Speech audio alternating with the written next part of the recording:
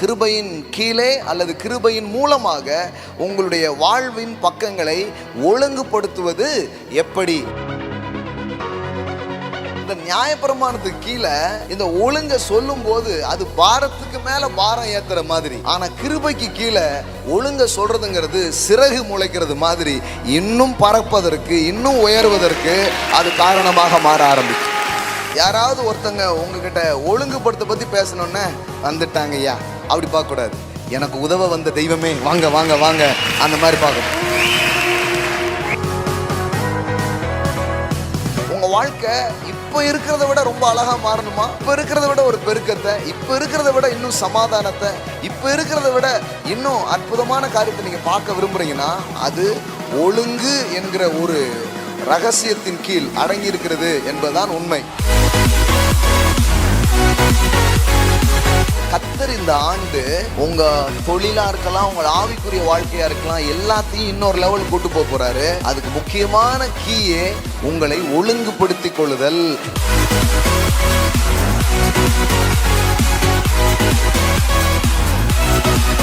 உங்களை புத்திரன் மாதிரி கடவுள் பார்க்க ஆரம்பிச்சிட்டாருன்னா உங்களை டிசிப்ளின் பண்ண ஆரம்பிச்சிருவார். இன்னும் குழந்தையாவே இருக்குதுன்னா சரி நல்ல என் கிருபையை வந்து என்ஜாய் பண்ணிட்டு போயிட்டே இருந்துட்டுருவார். ஆனா இல்ல ஆண்டவரே, நான் சைல்டா இருக்கக்கூடாது, நான் ஒரு மெச்சோர்ட் சன்னா இருக்கணும், ஒரு குமாரத்தியா இருக்கணும், ஒரு குமாரனா இருக்கணும்னு நீங்க விரும்புனீங்கன்னா தேவன் உங்க வாழ்க்கையை ஒழுங்குபடுத்த டிசிப்ளின் பண்ண அவர் ஆரம்பிப்பார். ஒரு வேத வாக்கியங்களை வாசிக்கிறதுக்கு, ஒரு டிசிப்ளினா ஒரு ஜெபத்திற்கு நேரங்களை ஒதுக்குறது ரொம்ப அவசியம். அப்படியே நாங்க ஆன் தி வேலை ஆண்டவரோடு பேசி கொண்டு போகிறபடியினால் இப்போ பேசுறதே இல்லை, அப்படி கிடையாது. கண்டிப்பா உட்காரு. முன்னாடி என்ன சொல்லி கொடுத்தாங்கன்னா, நீ வேதம் வாசித்தால் தான் தேவன் உன்னை ஆசீர்வதிப்பா. நான் சொல்றேன் தப்பு. நீங்க வேதத்தை வாசிச்சாதான் உங்களுக்கு தெரியும் தேவன் எந்தெந்த விதத்துல எல்லாம் உங்களை ஆசீர்வதிச்சிருக்கிறார் அப்படின்ட்டு. முன்னாடி என்ன சொல்லிட்டாங்க, பைபிள் படிக்காம ஜோம் பண்ணாம போனா கண்டிப்பா தெருவில் இருக்கிற கல்ல பூரம் உன் காலை தட்டு. அப்படி வாசித்த நாளெல்லாம் போயிடுச்சுங்க. இப்ப அப்படி கிடையாது. இப்ப லவ் லெட்டர் படிக்கிற மாதிரி. கிரேஸ் அப்படின்னு சொல்லும் பொழுது there is no discipline அப்படின்னு நினைச்சிக்க கூடாது. சொல்ல போனா லால தான் டிசிப்ளினே வராது. அப்படியே வந்தாலும் கஷ்டப்பட்டது செய்யணும். ஆனா கிருபையின் கீழே டிசிப்ளினையே ரொம்ப அழகா செய்ய முடியும். அதுதான் அது கிருபையில் இருக்கிற மேன்மையாக அது இருக்கிறது. யாரோ வந்து உங்க வாழ்க்கை டிசிப்ளின் பண்றாங்கன்னா நம்ம குழந்தை பருவத்தில் இருக்கிறோம் என்று அர்த்தம். ஆனால் நீங்களே வார்த்தையை கேட்டு அந்த வார்த்தைக்கு ஏற்றபடி உங்களை ஒழுங்குபடுத்துறீங்கன்னா நீங்க வளர்ச்சியை நோக்கி அல்லது முதிர்ச்சியின் பயணத்தில் இருக்கிறீர்கள் என்று அர்த்தமாக இருக்கிறது.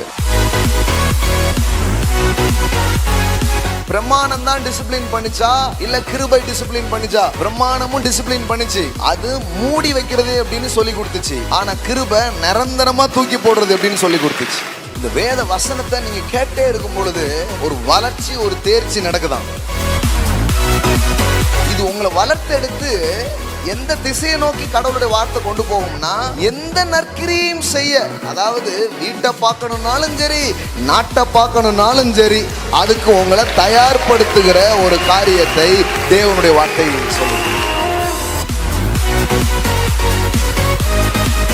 ஏங்க எந்த ட்ரைனிங்கும் இல்லாம, எந்த பயிற்சியும் இல்லாம, ஒழுங்குபடுத்துதலே இல்லாம, கேரக்டர் டெவலப்மெண்ட்டே இல்லாம, வேல்யூ சிஸ்டத்தையும் மாற்றாம அப்படியே கடவுள் தர முடியாதா? தர முடியுமே. ஆனா தந்தாலும் அந்த ஆசீர்வாதம் உங்களுக்கு ஆசீர்வாதமா இராமல் அதுவே உங்களுக்கு கஷ்டமான ஒரு விஷயமா மாறிடும். நினைக்காதீங்க, நீங்க தான் சபை. உங்க தொழில் இனிமே உலகளாவிய அளவுல பரவும். பாஸ் உள்ளூர்லயே இன்னும் ஒன்றும் பண்ணல, உள்ளூர்லயே ஒன்றும் பண்ணாத உங்களை தான் அழைக்கிறார் உலகமெங்கும். நீங்க பைபிளை கவனிச்சு பாருங்க, அது வரைக்கும் சீசர்கள் உருப்படியா ஒண்ணுமே பண்ணல. எதுவரை இயேசு உயிர்த்தெழுந்து வர்ற வர உருப்படியா எதுவுமே பண்ணல, அப்படியே தான் நிற்கிறாங்க. அந்த கொஞ்ச நேரத்துக்கு முன்னாடி கூட அவிசுவாசத்தோட தான் உட்காந்துருந்தாங்க. கதவை திறந்து உள்ள போறாரு, காட்சி அளிக்கிறாரு, மட்டும் பண்றாரு. அப்போ அவர்கள் அவிசுவாசத்தை கடிந்து கொண்டுட்டு டக்குன்னு இப்போ அவங்கள பார்த்து சொல்றாரு, உலகமெங்கும் போய் சர்வ சிருஷ்டிகளுக்கும் சுவிசேஷத்தை பிரசங்கம் பண்ணுங்க. அது வரைக்கும் உள்ளூர்லேயே ஒன்றும் பண்ணலை. ஆனால் உள்ளூர்லேயே ஒன்றும் பண்ணாமல் இருக்கும்போதே என்ன வாக்கு பண்ணிட்டாருன்னா, உலகமெங்கும் புறப்பட்டு போங்க அப்படின்னு வாக்கு பண்ணிட்டார். புரிஞ்சான்னு தெரில கொஞ்சம் பேருக்கு. மறுபடியும் சொல்கிறேன், நீங்கள் இருக்கிற இடத்துல ஒன்றும் பண்ணலை, அந்த மாதிரி தான் இருக்கிறீங்க. ஆனால் கடவுள் உங்களை கொண்டு உலகத்துக்கே ஆசீர்வாதமாக அவர் உங்களை மாற்றுகிற தேவனாக அவர் இருக்கிறார். அதற்கு பின்பு 11 போஜன பந்தி இருக்கையில் அவர்களுக்கு அவர் தரிசனமாகி உயிர்த்தெழுந்திருந்த தம்மை கண்டவர்களை அவர்கள் நம்பாமல் போனது நிமித்தம் அவர்களுடைய அவிசுவாசத்தை குறித்தும் இருதய கடினத்தை குறித்தும் அவர்களை சவுண்டா சொல்லுங்க என்ன பண்ணாரு? கடிச்சார் போல நினச்சிக்காதீங்க, கடிந்து கொண்டார். கடிந்து கொண்டார்னா இன்னும் யோசித்து பாருங்களேன். அவிசுவாசம் இருக்குது, இதய கடினம் இருக்குது, இதெல்லாம் எப்படி என்னப்பா இப்படி இருக்கிறீங்கன்னு கடிந்து கொள்றார். கடிந்து கொள்றது ஒரு தலைவன். ஆமேன். உண்மையான தலைவர்கள் உங்களை கடிந்து கொள்வாங்க. ஆமேன். அப்படி கடிந்து கொள்கிற மாதிரி ஒரு தலைவர் உங்களுக்கு தேவை. ஆமேன். இன்னைக்கு பேச போகிறோம் நிறைய, ஆண்டவர் எப்படி நடத்துகிறார் அதெல்லாம் பேச போகிறேன். ஆனால் அடுத்த வசனம் பாருங்க. பின்பு அவர் அவர்களை நோக்கி, இப்போ தான் கடிந்து கொண்டாரு, அவிசுவாசத்தை குறித்து இது பண்ணாரு, இது இவ்வளவும் பண்ணியிருக்காரு. பண்ணிட்டு பின்பு அவர் அவர்களை நோக்கி இந்த அவிசுவாச கும்பல் இருந்துச்சு, இப்போ தான் ஏச்சு வாங்கிச்சு கொஞ்ச நேரத்துக்கு முன்னாடி, அந்த கும்பலை பார்த்து இப்போ சொல்கிறாரு, பின்பு அவர் அவர்களை நோக்கி நீங்கள் உலகமெங்கும் போய் சர்வ சிருஷ்டிக்கும் சுவிசேஷத்தை பிரசங்கியுங்கள். புரியுதா உங்களுக்கு? முந்தின வசனத்தில் தான் என்ன பண்ணுறாரு, அவங்க அவிசுவாசத்தை குறித்து என்ன பண்ணுறாரு, கடிந்து கொள்றாரு. ஆனால் அடுத்த வசனத்திலே பார்த்தீங்கன்னா நீங்கள் தான்ப்பா, நீங்கள் உங்களை கடிஞ்சுக்கிட்டேன், அவிசுவாசம்லாம் மாறணும், எல்லாம் கரெக்டு தான், ஆனால் உலகத்துக்கே சுவிசேஷம் உங்கள் மூலமாக தான் போகுது. ஆமென். எவ்வளோ அழகான வார்த்தை பாருங்க. நீங்கள் நினைக்கலாம் நானே ஒரு அவிசுவாசி, என் இருதயமே கொஞ்சம் கடினமாக இருக்குது, நானே அந்த அப்படி தான் இருக்கலாம். நீங்கள் எப்படி இருந்துட்டு போங்க, கர்த்தருடைய நீதி, கர்த்தருடைய கரம் உங்களை உலகத்துக்கே ஆசீர்வாதமாக அது வைக்கும்.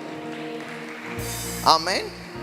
நீ யோசித்து பாருங்க, ஒரு வசனத்துக்கு முன்னாடினா எம்புட்டு நேரம் ஆயிருக்குன்னு நினைக்கிறீங்க? அப்பந்தான் இப்படி இருந்தீங்கன்னா எப்படின்னு கொஞ்சம் வாங்கன்னு வாங்கிட்டு டக்குன்னு சொல்கிறாரு, அதெல்லாம் இருக்கட்டும், உலகமெங்கும் நீங்கள் தான் போகணும் அப்படிங்கிறாரு. எனக்கு ரொம்ப அது நம்ம கடகடன்னு படிச்சுட்டு போயிடுறோம். ஆனால் கொஞ்சம் கவனித்து பாருங்கள், இவர்களையா உலகமெங்கும் போக சொன்னார்? அவர் உயிர்த்தெழுதலை குறித்து 14வது வசனம் பாருங்க. உயிர்த்தெழுந்திருந்த தம்மை கண்டவர்கள் அவர்களை நம்பாமல் போனது நிமித்தம். இவங்களே இன்னும் நம்புறதுல ஏகப்பட்ட பிரச்சனை. ஆனால் இவங்க பேசி பல பேர் நம்ப போகிறாங்க. நான் சொல்கிறேன், இன்னைக்கு நீங்களே அவிசுவாசத்தில், சந்தேகத்தில், பயத்தில் நீங்கள் இருக்கலாம். ஆனால் நாள் வருதுங்க, பல பேருடைய சந்தேகத்தை கடவுள் உங்களை வச்சு நீக்குவார். பல பேருடைய அவிசுவாசம் உங்கள் மூலமாக நிற்கப்படும். உலகத்துக்கே கடவுள் உங்களை ஆசீர்வாதமாக வைக்க போகிறார்.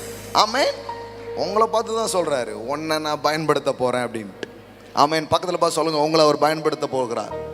எல்லாம் சொல்லுங்கள், பயப்படுகிற, அவிசுவாசப்படுகிற, இன்னும் வளர வேண்டிய உங்களைத்தான் பார்த்து சொல்கிறார், நான் உன்னை உலகத்துக்கு ஆசீர்வாதமாக பயன்படுத்த போகிறேன்.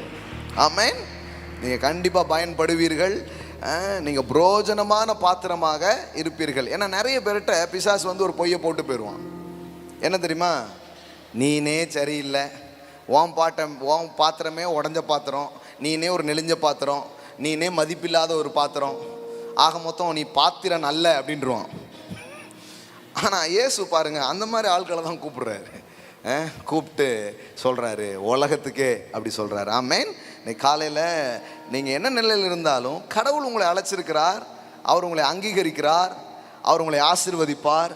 நீங்கள் அநேகருக்கு ஆசீர்வாதமாக இருப்பீர்கள். ஆமென்.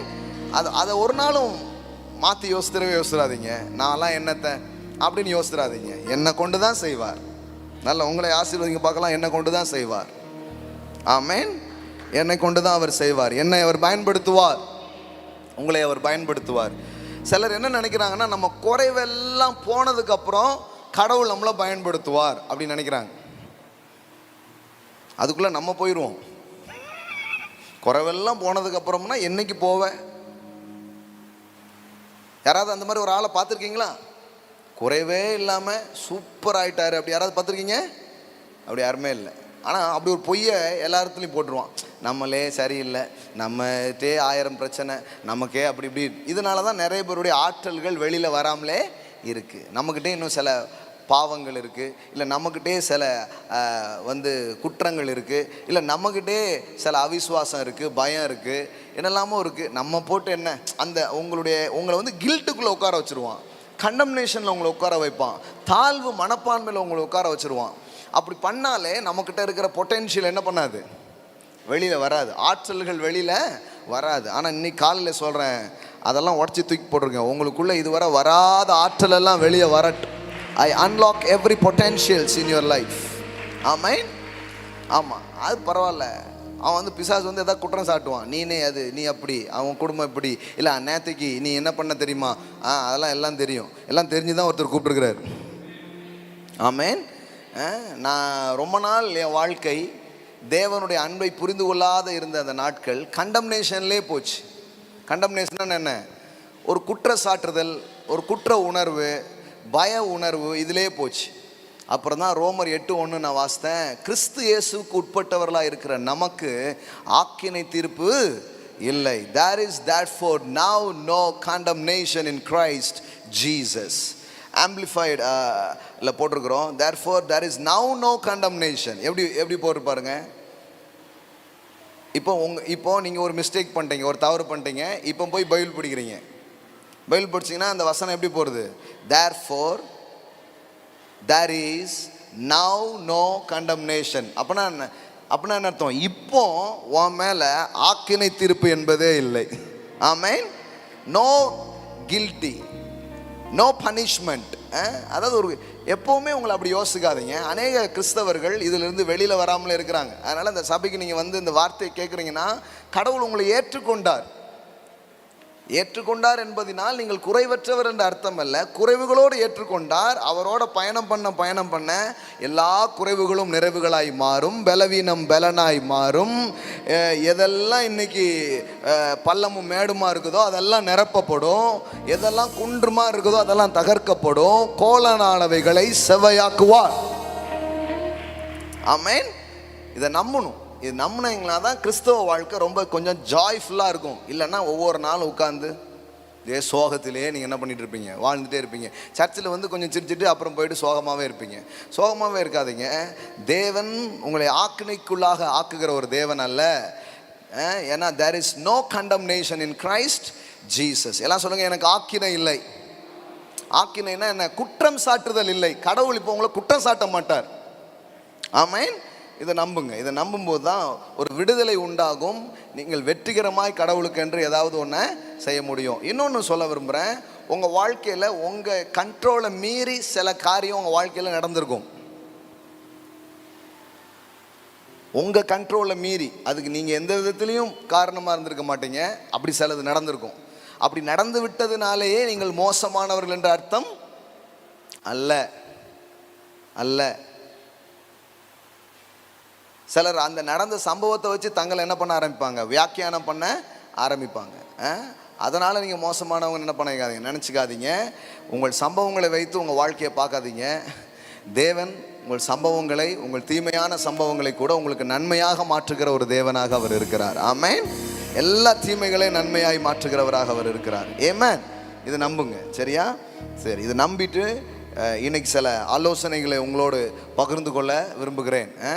கொஞ்சம் ஆசுவாசப்படுத்தணும், கொஞ்சம் உங்களை கிளியர் பண்ணணும். எத்தனை பேர் ரெடியாக இருக்கிறீங்க? Are you ready for God's word? Amen. இப்போ பேசுனதும் காட்ஸ் வேர்டு தான்.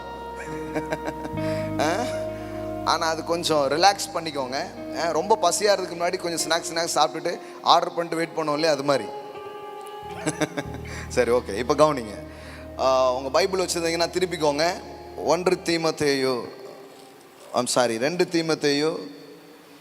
3வது அதிகாரம், 2 தீமோத்தேயு chapter 3 verse 16 and 17. வேத வாக்கியங்கள் எல்லாம் தேவ ஆவியினால் அருளப்பட்டிருக்கிறது. தேவனுடைய மனுஷன் தேறினவனாகவும் எந்த நற்கிரியையும் செய்யத்தக்க தகுதி உள்ளவனாகவும் இருக்கும்படியாக அவைகள் உபதேசத்துக்கும் கடிந்து கொள்ளுதலுக்கும் சீர்திருத்தலுக்கும் நீதியை படிப்பித்தலுக்கும் புரோஜனமுள்ளவைகளாய் இருக்கிறது. The purpose of scripture, வேத வசனம் கொடுக்கப்பட்டதின் நோக்கம் என்ன என்பதை இங்கு பவுல் அப்போஸ்தலன் தன்னுடைய சீஷராக அல்லது தன்னை பின்பற்றுகிறவனாக தனக்கு அடுத்த தலைவனாக இருக்கிற தீமோத்தேயுவுக்கு என்ன பண்ணுறாரு, சொல்லி கொடுக்குறார். ஸோ இந்த தீமோத்தேயு பாருங்க, அவன் வந்து சின்ன வயசுலேயே வேத வசனத்தின் ஆழங்களுக்குள் பயணம் பண்ணின ஒரு நபர் தான் யாரு? இந்த தீமோத்தேயு. ஏன்னா 15வது வசனம் பாருங்க, கிறிஸ்துவே இயேசுவை பற்றும் விசுவாசத்தினாலே உன்னை ரட்சிப்புக்கு ஏற்ற ஞானமுள்ளவனாக்கத்தக்க பரிசுத்த வேத எழுத்துக்களை நீ சிறு வயது முதல் அறிந்தவன் என்று உனக்கு தெரியும். பாருங்க, சின்ன வயசுலேயே வசனத்தை உள்ள நல்லா டெபாசிட் பண்ணி கர்த்தரை அறிகிற அறிவில் இந்த இவங்க அம்மா ஐனிக்கேயால், அவங்க பாட்டி லோவிச்சால், இந்த தீமோத்தேயுடைய அம்மா பேர் என்ன? ஐனிக்கேயால், அப்புறம் லோவிச்சியால். இவங்க பாட்டி கிட்ட இருந்து அந்த அம்மாவுக்கு போகுது. அந்த அம்மா தன் பிள்ளைக்கு என்ன பண்ணுது? சொல்லி கொடுத்து கடைசியில் பார்த்தா பவுல் அப்போஸ்தலனுக்கு அடுத்த ஊழியராக எழும்புகிற அளவுக்கு இந்த தீமோத்தேயுடைய வாழ்க்கையை அது ஆசீர்வாதமாக மாற்றிடுச்சு பாருங்க. ஆமென். ஒவ்வொரு நாளும் வேத வசனங்கள் ஒரு மனிதனை சென்றடைவது, உங்கள் பிள்ளைங்களை சென்றடைவது ரொம்ப ரொம்ப முக்கியமான காரியம். வசனத்தின் நிரம்புதல் அவர்களுடைய வாழ்க்கையில் நடக்குதாங்கிறத கவனிச்சுட்டே இருக்கணும். ஏன்னா அது நடக்க அது அவங்க வாழ்க்கையை அர்த்தமுள்ளதாக மாற்றும். இப்போ கவனிங்க, வேத வாக்கியங்கள் எல்லாம் தேவ ஆவியினால் அருளப்பட்டிருக்கிறது. இந்த வேத வாக்கியங்கள் எப்படி கொடுக்கப்பட்டிருக்கிறது, ஏன் கொடுக்கப்பட்டிருக்கிறது என்கிற நோக்கத்தை அவர் இங்கே பேசுகிறாரு. அதில் பல்வேறு நோக்கங்கள் அங்கே சொல்லப்பட்டிருக்கிறது. நாம் கடந்த 3-4 வாரங்களாக ஒரு காரியத்தை பேசி கொண்டு வருகிறோம். அது என்ன? கிருபையின் கீழ் நம்முடைய வாழ்வை ஒழுங்குபடுத்துதல். அதாவது கிரேஸ் அப்படின்னு சொல்லும் பொழுது there is no discipline அப்படின்னு நினச்சிக்க கூடாது. சொல்லப்போனால் லால தான் டிசிப்ளினே வராது. அப்படியே வந்தாலும் கஷ்டப்பட்டது செய்யணும். ஆனால் கிருபையின் கீழே டிசிப்ளினையே ரொம்ப அழகாக செய்ய முடியும். அதுதான் அது கிருபையில் இருக்கிற மேன்மையாக அது இருக்கிறது. Amen. So how to discipline in your Christian living through the grace, under the grace. கிருபையின் கீழே அல்லது கிருபையின் மூலமாக உங்களுடைய வாழ்வின் பக்கங்களை ஒழுங்குபடுத்துவது எப்படி, அதை தான் பேசிகிட்டு இருக்கிறோம்.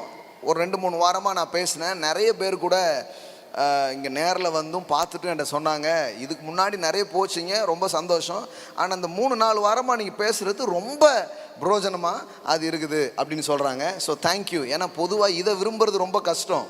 எதை? ஒழுங்குபடுத்துறத.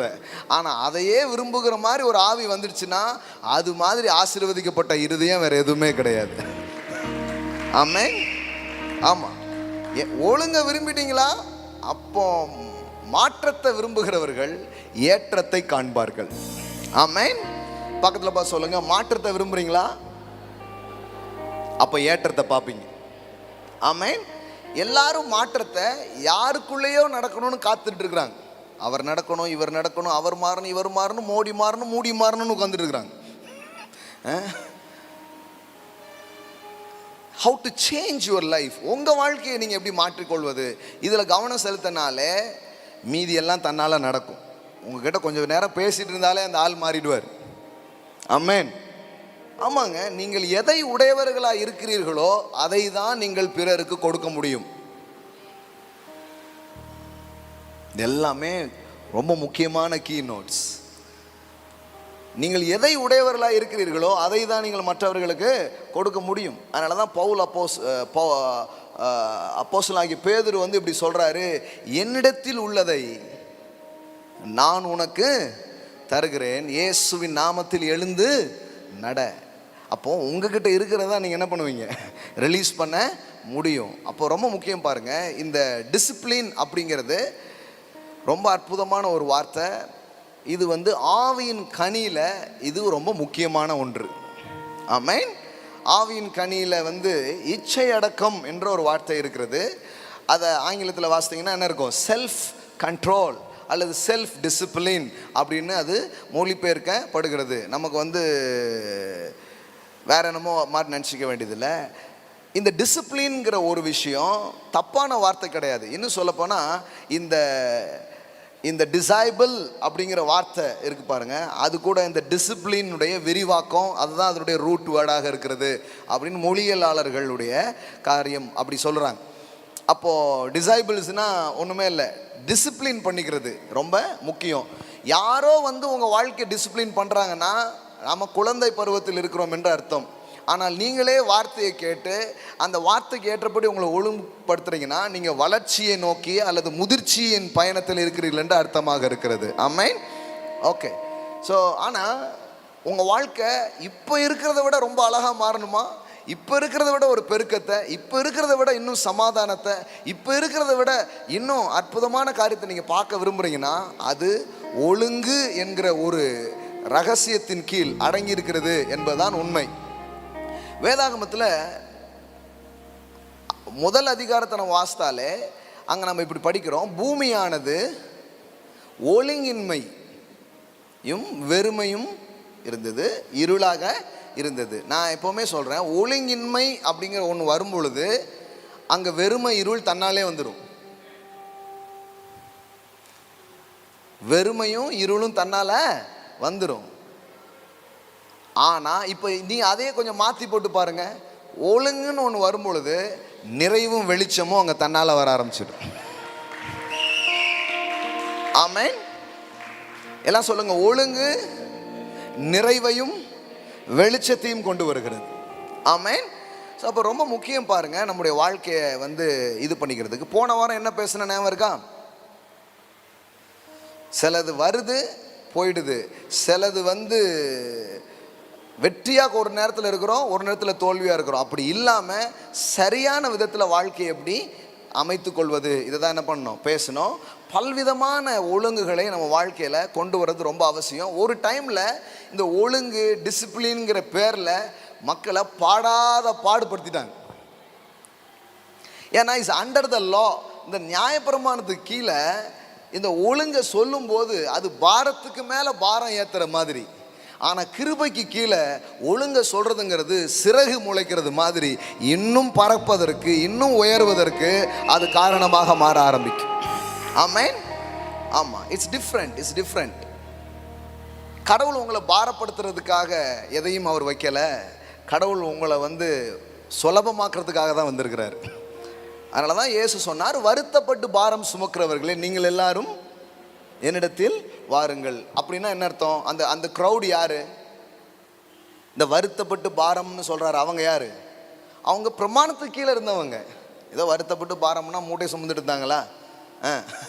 பிரமாணத்துக்கு கீழே இருந்து எதையுமே செய்ய முடியலன்னு கவலைப்பட்டுட்டு இருந்தாங்க. இப்போ அவங்கள பார்த்து இயேசு சொல்றாரு, என்னிடத்தில் வாருங்கள், என்னிடத்தில் கற்றுக்கொள்ளுங்கள், என்கிட்ட கற்றுக்கோங்கிறார். நிறைய பேர் அதை கவனிக்கிறதே இல்லை. ஏதோ மூட்டையை வச்சுட்டு ஓடிடணும் போல நினைக்கிறாங்க. இல்லை. லா ஒன்றை டீச் பண்ணுது, பிரமாணம் உங்களுக்கு ஒன்றை போதிக்குது. அது மூட்டைக்கு மேலே மூட்டையை வச்ச மாதிரி இருக்கு. ஆனால் என்கிட்ட வாங்க, என்னிடத்திலே கற்றுக்கொள்ளுங்கள். பாருங்க, மேத்யூ 11:29, நான் சாந்தமும் மனத்தாழ்மையாக இருக்கிறேன், என் நுகத்தை உங்கள் மேல் ஏற்றுக்கொண்டு. என் நுகம் என்று சொன்னால் என்ன? நுகம்னா இந்த கழுத்தில் வைக்கிற ஒரு இது அப்படிங்கிறத நம்ம பார்க்குறோம். ஆனால் இன்னொரு பார்வையும் இருக்கிறது. நுகம் என்று சொன்னால் மை இன்டர்பிரேஷன், மை டீச்சிங். நுகம் அப்படிங்கிற வார்த்தைக்கு இன்னொரு அர்த்தம் என்னன்னா, என்னுடைய உபதேசம் அப்படின்னு சொல்லலாம், அல்லது எனது விளக்கம் அப்படின்னு சொல்லலாம். நான் ஸ்கிரிப்சரை எப்படி இன்டர்பிரட் பண்ணுறேன் அப்படிங்கிறத சொல்லலாம். இப்போ அன்னைக்கு அந்த ஜூஸ் மத்தியில் நிறைய ரபாய்கள் இருப்பாங்க. இயேசுவும் ஒரு ரபாய் தான். அதனால தான் அவரை பார்த்து என்ன சொன்னாங்க? ரவி அப்படின்னாங்களா? அது நம்ம ரவி அண்ணன். அவரை பார்த்து என்ன சொன்னாங்க? ரபி. ரபின்னா என்ன? அவர் அப்படி பார்த்தாங்க நிறைய பேர். அவர் ஒரு ரபாய் தான். பல ரபாய்கள் பேசினாங்க. ஆனால் இவர் பேசும்போது வித்தியாசமாக, என் நுகத்தை ஏற்றுக்கொண்டுன்னா நான் பேசுகிறத கொஞ்சம் கேட்டுப்பாரு, என் போதனையை கொஞ்சம் கேட்டுப்பாரு. என் போதனையை கொஞ்சம் கேட்டேன்னா உன் ஆத்மாவுக்கு இளைப்பாறுதல் கிடைக்கும். என் போதனை எளிதானதாகவும் அதே நேரத்தில் அது உன் வாழ்க்கையை பயனுற செய்கிறதாகவும் அது இருக்கிறது. ஆமென். Take my yoke upon you and learn from me, follow me as my disciple, for I am gentle and humble in heart, and you will find rest, renewal, blessed for your soul. Amen. அடுத்த வசனம் போடுங்க. என் நுகம் மெதுவாயும். அப்படின்னா என்ன? நுகம்னா என்னன்னு சொன்னேன். இப்படி இடையில கேள்வி கேட்கணும், இதுதான் முறை. ஆக்சுவலி இப்போ நம்ம வந்து இந்த இந்த இந்த அன்னைக்கு எப்படி சபை நடந்தது, அன்னைக்கு எப்படி டீச்சிங்ஸ்லாம் பண்ணாங்களோ அப்படி நம்ம பண்ணுறதில்ல. அன்னைக்கு எப்படி பண்ணுவாங்கன்னா, கொஞ்ச நேரம் பேசிட்டு உட்காருவாங்க, ஆட்கள் எழுந்து என்ன பண்ணுவாங்க, கேள்வி கேட்பாங்க, அதுக்கப்புறம் பதில் சொல்லுவாங்க, எல்லாரும் ஓகேவாங்கிறதான் போவாங்க. எப்படி இருக்குது பாருங்க. ஐயோ அப்போனா நான் நாளைக்கு காலையில் தான் போக முடியுமா அப்படின்னா, ஆனால் அந்த மாதிரிலாம் நம்ம வைக்கணும். இப்போ நான் சொன்ன நுகத்துக்கு அர்த்தம் சொல்லிட்டேன். ஆனால் நுகம்னா என்ன இப்போ சொல்லுங்க பார்க்கலாம், சவுண்டாக சொல்லுங்க.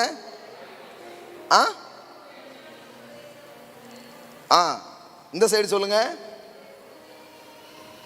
ஏன் உங்களாம் என்னாச்சு பாஸ்டர், எல்லா ஞாயிற்றுக்கிழமையும் இப்படி பேசுனீங்க, அப்படி பேசிட்டு போயிட்டே இருங்களேன். இப்படி இடையில ஸ்கூலில் கேட்டாங்கன்னு தான் அங்கேருந்து நான் இங்கே ஓடி வந்துட்டேன். சர்ச்சிலையும் அதே மாதிரி பண்ணிங்கன்னா இல்லைங்க, நான் 100 மேட்டை சொல்லிட்டு உங்களுக்கு ஒன்றுமே புரியலன்னா அப்புறம் என்ன பண்ணுறது? அதுக்கு தான் இதெல்லாம் 8 வர சொல்லுது. புரியுதா உங்களுக்கு? கொஞ்ச நாள் இப்படி 8 வந்து கேட்டிங்கன்னா அப்புறம் பைபிள் காலேஜே நீங்கள் நடத்துகிற அளவுக்கு பெரிய ஸ்காலராக மாறிடுவீங்க. பாருங்கள், இதை மாதிரி ஆசீர்வாதமான வார்த்தை அவர் ஏட்ட சொல்கிறது. கொஞ்ச நாள் அப்படி செய்ய போகிறோம். இப்போ நீங்கள் எங்கெங்கெல்லாம் வரீங்களோ அந்தந்த ஏரியாவில் ஒரு பைபிள் ஸ்கூல் ஓப்பன் பண்ண போகிறோம். அதை நீங்கள் தான் நடத்த போகிறீங்க.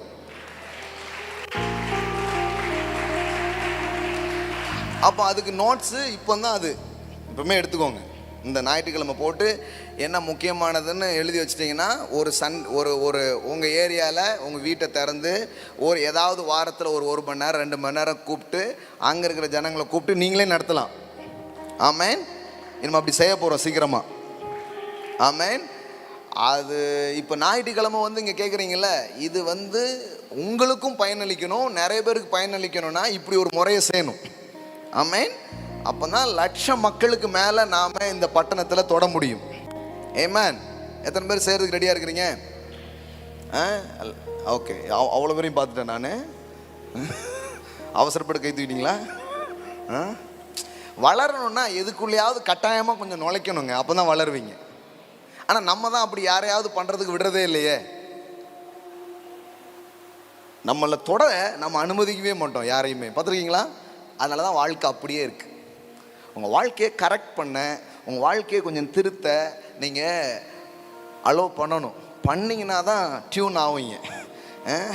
கொஞ்சம் இறைச்சலாக இருக்குது ரேடியோ, கொஞ்சம் டியூன் பண்ணுறேன்னா தொடக்கூடாது அப்படிங்கன்னா பாட்டு வரும், அதோ சேர்ந்து இறைச்சலும் வந்துக்கிட்டே இருக்கும். ஆனால் கொஞ்சம் டியூன் பண்ண அலோவ் பண்ணிங்கன்னா அழகான சவுண்டு அந்த ரேடியோவிலேருந்து அந்த இதிலிருந்து வர ஆரம்பிக்கும். ஆமாம். So what's going on? Tuning. எல்லாம் சொல்லுங்கள், டியூனிங். ஆமேன். அப்போ என் நுகம்னா மை யோக், மை இன்டர்பிரேஷன். நான் எப்படி ஒன்றை பார்க்கிறேன், இதை நான் உங்களுக்கு சொல்லித்தரேன். அது எப்படிப்பட்டதாக இருக்குது? எல்லாம் சொல்லுங்கள், மெதுவாயும் என் சுமை லகுவாயும் இருக்கிறது என்றார். ஆமேன். For my yoke is easy to bear and my burden is light. எல்லாம் சொல்லுங்க, easy and light. ஆமேன். ஆனால் இது அப்போ இயேசு டிசிப்ளின் பண்ணாரா பண்ணலையா? சவுண்டா சொல்லுங்க. பிரமாணம் தான் டிசிப்ளின் பண்ணிச்சா இல்லை கிருபை டிசிப்ளின் பண்ணிச்சா? பிரமாணமும் டிசிப்ளின் பண்ணிச்சு, அது மூடி வைக்கிறது அப்படின்னு சொல்லி கொடுத்துச்சு. ஆனால் கிருபை நிரந்தரமாக தூக்கி போடுறது அப்படின்னு சொல்லி கொடுத்துச்சு.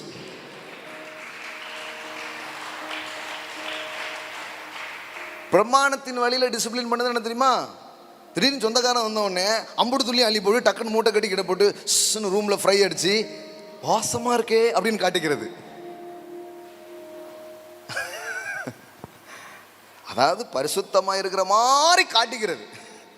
திறந்தோம் கொட்டலில் பிடிங்கிரும். ஆனால் கிருபையின் கீழ் அப்படி கிடையாது. நாற்றம் நிஜமாகவே நீக்கப்பட்டது, வாசனை அங்கு உருவாவது. ஆமென். ஆமென். அங்க பாஸ்டருக்கு முன்னாடி தான் சோசர விடரா வேற வேற அந்த மாதிரி. இங்க அப்படி கிடையாது. யார் இருக்காங்களோ இல்லையோ, தேவனுக்கு முன்னாடி நான் அப்படி வாழ போகிறேன் அப்படின்னு வாழ்கிற ஒரு வாழ்க்கை தான் கிருபையின் கீழே ஒழுங்காக வாழ்கிற ஒரு வாழ்க்கையாக அது இருக்கிறது. ஆமென்.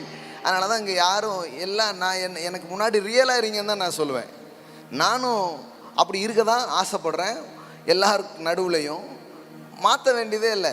என்ன வருமோ வருதுன்னு சொல்லுங்கள், வராதுன்னு சொல்லுங்கள், ஒன்றும் பயம் கிடையாது.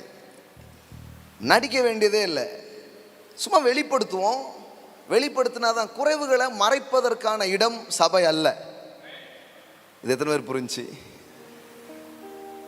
குறைவுகளை வெளிப்படுத்துங்கள், அதுதான் சபை. வெளிப்படுத்தினா அதுக்கு மருந்து போடப்படும், அது சரி செய்யப்படும். ஆமென். ஆமா, நான் கோபப்படணும்னா கோபப்படுறது எப்பவுமே அதான். இல்லை நீங்களாம் இருக்கீங்கிறதுக்காக நான் கோபப்படாமல் இருக்க மாட்டேன்.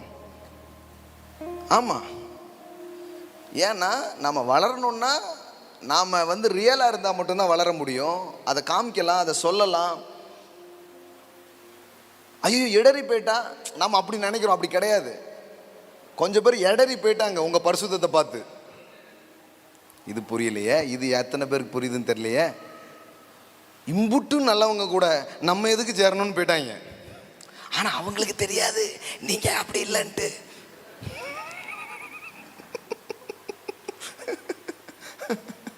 அவன் நினச்சிட்டான் இவ்வளோ தூய்மை ஆள் இவ்வளோ கரெக்டாக இருக்கான்னு அவன் போயிட்டான்.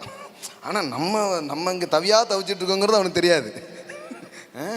அதனால தான் நீங்கள் நீங்களாகவே இருந்துட்டீங்கன்னா அவனுக்கு தெரியும், ஓஹோ நம்மளை மாதிரி தான் இங்கே நிறைய பேர் இருக்காங்க போல அப்படின்னு ஈஸியாக உள்ளே வர ஆரம்பிப்பாங்க.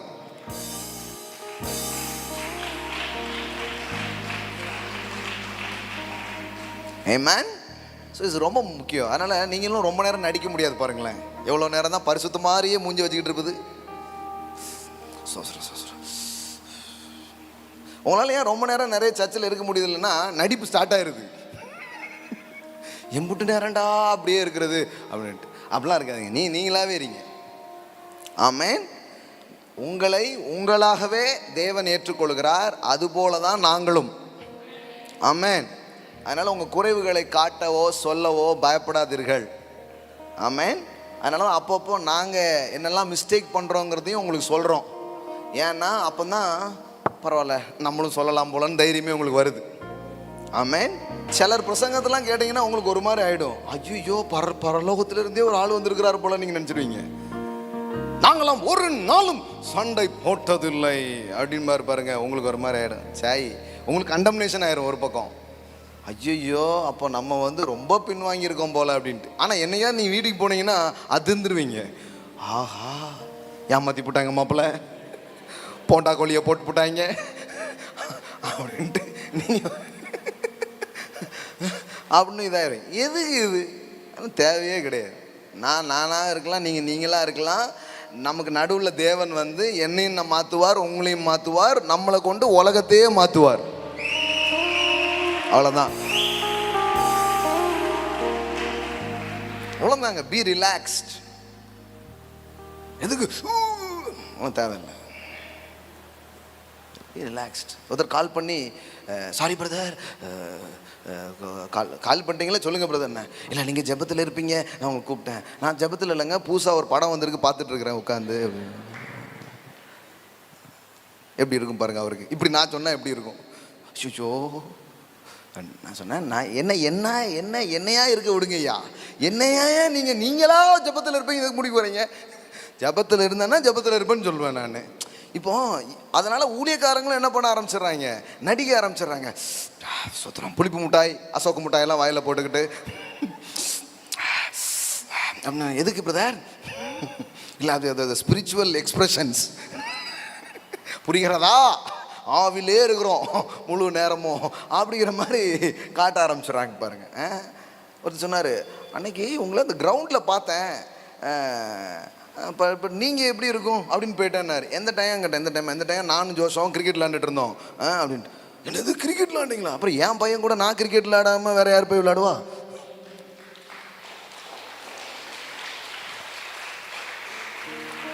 பாருங்க, இப்போ சில பேருக்கு பாஸ்டர்னா இவங்க மைண்டில் என்னச்சுன்னா அப்படியே ஒரு அங்கி போட்டுக்கிட்டு ஆவிய அப்படின்னு ஒருத்தர் அப்படியே ஆடிட்டே இருப்பார் போல. அங்கே அப்படிலாம் கிடையாது. அதனால தான் வேணும்னே இந்த ட்ரெஸ் கோடெலாம் கொஞ்சம் சேஞ்ச் பண்ணி கொஞ்சம் வேறு மாதிரிலாம் வருதுன்னா நீங்கள் யோசித்துறது ஆளே நாங்கள் கிடையாது. சில நேரம் நீங்கள் கடவுளே பார்த்து அழிச்சிருவீங்க. அவர் ரொம்ப சாதாரணமாக எல்லாரும் கூட உட்காந்து பேசிகிட்டு இருப்பார்.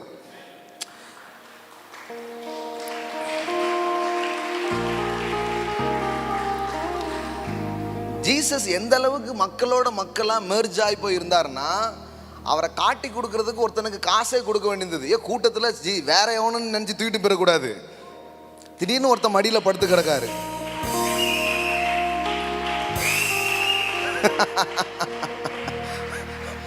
திடீர்னு பார்த்தீங்கன்னா ஒருத்தன் காலை அமுக்கிட்டு இருக்காரு.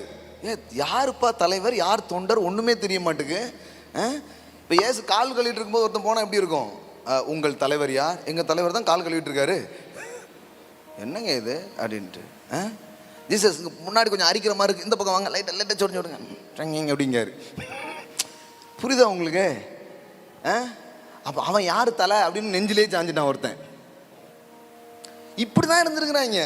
அதனால தான் அவரை காட்டி கொடுக்கறதுக்கு கொஞ்சம் காசு கொடுத்து என்ன பண்ண வேண்டியது. ஏன்னா யாருன்னே தெரிய மாட்டுக்கு.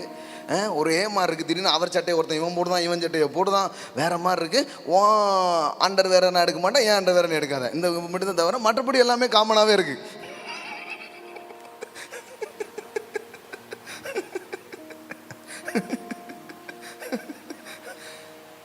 ஆமாம்.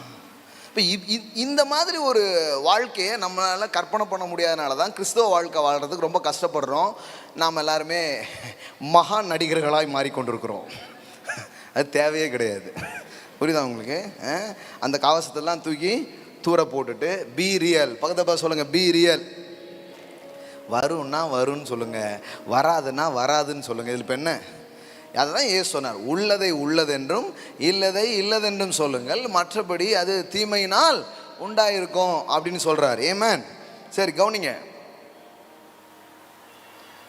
என் நுகம் மெதுவாயும் என் சுமை லகுவாயும் இருக்கிறது என்றார். அப்படின்னா என்ன அர்த்தம்னா, கிருபைக்கு கீழே இயேசு போதிக்கிற ஒழுங்குகள் அல்லது இயேசு சொல்லக்கூடிய சில ஒழுங்குகள்ங்கிறது உங்களை பாரப்படுத்துவதற்கல்ல, அது உங்களை இன்னும் அழகுற ஆக்குகிறதுக்கான காரியங்களாக இருக்கிறது. ஆமென். இயேசு நிறைய விதத்தில் டிசைபிள்ஸை ஒழுங்குபடுத்த தான் செஞ்சார். ஏன் இப்படி யோசிக்கிறீங்க, அவங்க சிந்தனைகளை கரெக்ட் பண்ணாரா பண்ணலையா?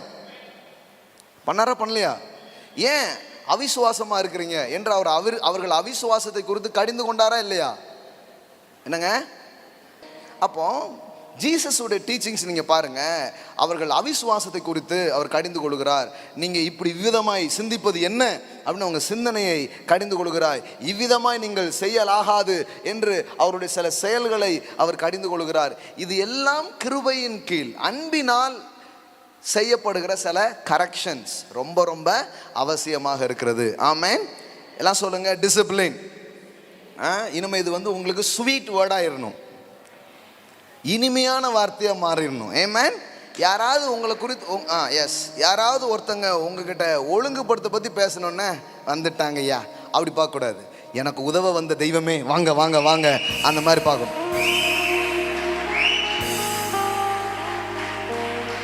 ஆமென். ஆமாம், வேதவசனம் சொல்லுகிறது, நீதிமொழிகள் 12:1 பாருங்க. புத்திமதிகளை விரும்புகிறவன் என்ன மாதிரி ஒரு கேரக்டர் பாருங்க. புத்திமதிகளை விரும்புகிறவன். ஆங்கிலத்தில் whoever loves instruction and discipline loves knowledge. புத்திமதிகளை ஆங்கிலத்தில் எப்படி வருது? Instruction and discipline. தன்னை ஒழுங்குபடுத்துவதை விரும்புகிறவன், புத்திமதிகளை விரும்புகிறவன் அறிவை விரும்புகிறான். அப்போ இந்த ஒழுங்குபடுத்துதலை விரும்பக்கூடிய ஒரு நபராக இருக்கிற ஒரு காரியம் பாருங்க. அப்போ அது ஒரு பிளெஸ்ஸிங்ஸ் பாருங்க. இந்த நீதிமொழிகள் ஃபுல்லா அதை பற்றிய வார்த்தைகளால் தான் என்ன பண்ணிருக்குது, நிரம்பி இருக்குது பாருங்க. 10:17 பாருங்க. நீதிமொழிகள் 10:17. புத்திமதிகளை காத்து கொள்ளுகிறவன் ஜீவ வழியில் இருக்கிறான், கண்டனையை வெறுக்கிறவனோ மோசம் போகிறான். எப்படி வருது பாருங்க. He who learns from instruction and correction is on the right path of life. Yes, வாழ்க்கையில் சரியான திசையில் ஒருத்தர் போறார் அப்படிங்கிறதுக்கு ஒரு அடையாளம் ஒன்று இருக்குன்னா, புத்திமதிகளை அவர் விரும்புகிறவர்கள் தங்களை ஒழுங்குபடுத்த அனுமதிப்பது. அதாவது எந்த ஒரு ஒழுங்கும் இல்லாமல் ஒரு குறிப்பிட்ட தூரம் நம்ம வந்துவிட முடியும் என்பது உண்மைதான். ஒழுங்குகளே இல்லாமல் கடவுள் நம்மை கிருபையினால் ஆசீர்வதிப்பாரா அப்படின்னு கேட்டால் நிச்சயமாய் ஆசீர்வதிப்பார், உண்மைதான். ஆனால் அதுக்கெல்லாம் ஒரு லெவல் இருக்கு. எல்லாம் சொல்லுங்க, ஒழுங்கு இல்லாமல் ஆசீர்வாதத்தை பெற முடியும்.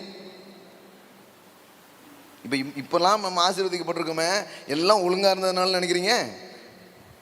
இப்போ யோசிக்கிறாங்க பாருங்க நிறைய பேர். இல்லை, நம்ம எப்படி இருந்தோமோ அப்படியே நம்மளை பிளஸ் பண்ணிட்டார். முறை மீன் பிடிக்கும் போது வலை கிழிஞ்சா ஓகே, ஆனால் அடுத்த முறை மீன் பிடிச்சா வலை கிழியக்கூடாது. அதை பற்றி பேசிட்டு இருக்கிறேன் நான். மீன் பெருசாக இருந்தும் வலை கிழியலை, ஆரம்பத்தில் சின்னதாக இருந்தும் வலை கிழிஞ்சிடுச்சு. பிளஸ்ஸிங்ஸை தாங்கவே முடியலை. ஆனால் அதுக்கப்புறம் பெரிய மீன் பிடிச்சா கூட வலை கிழியாத அளவுக்கு வலை ஸ்ட்ராங்காக இருக்குது.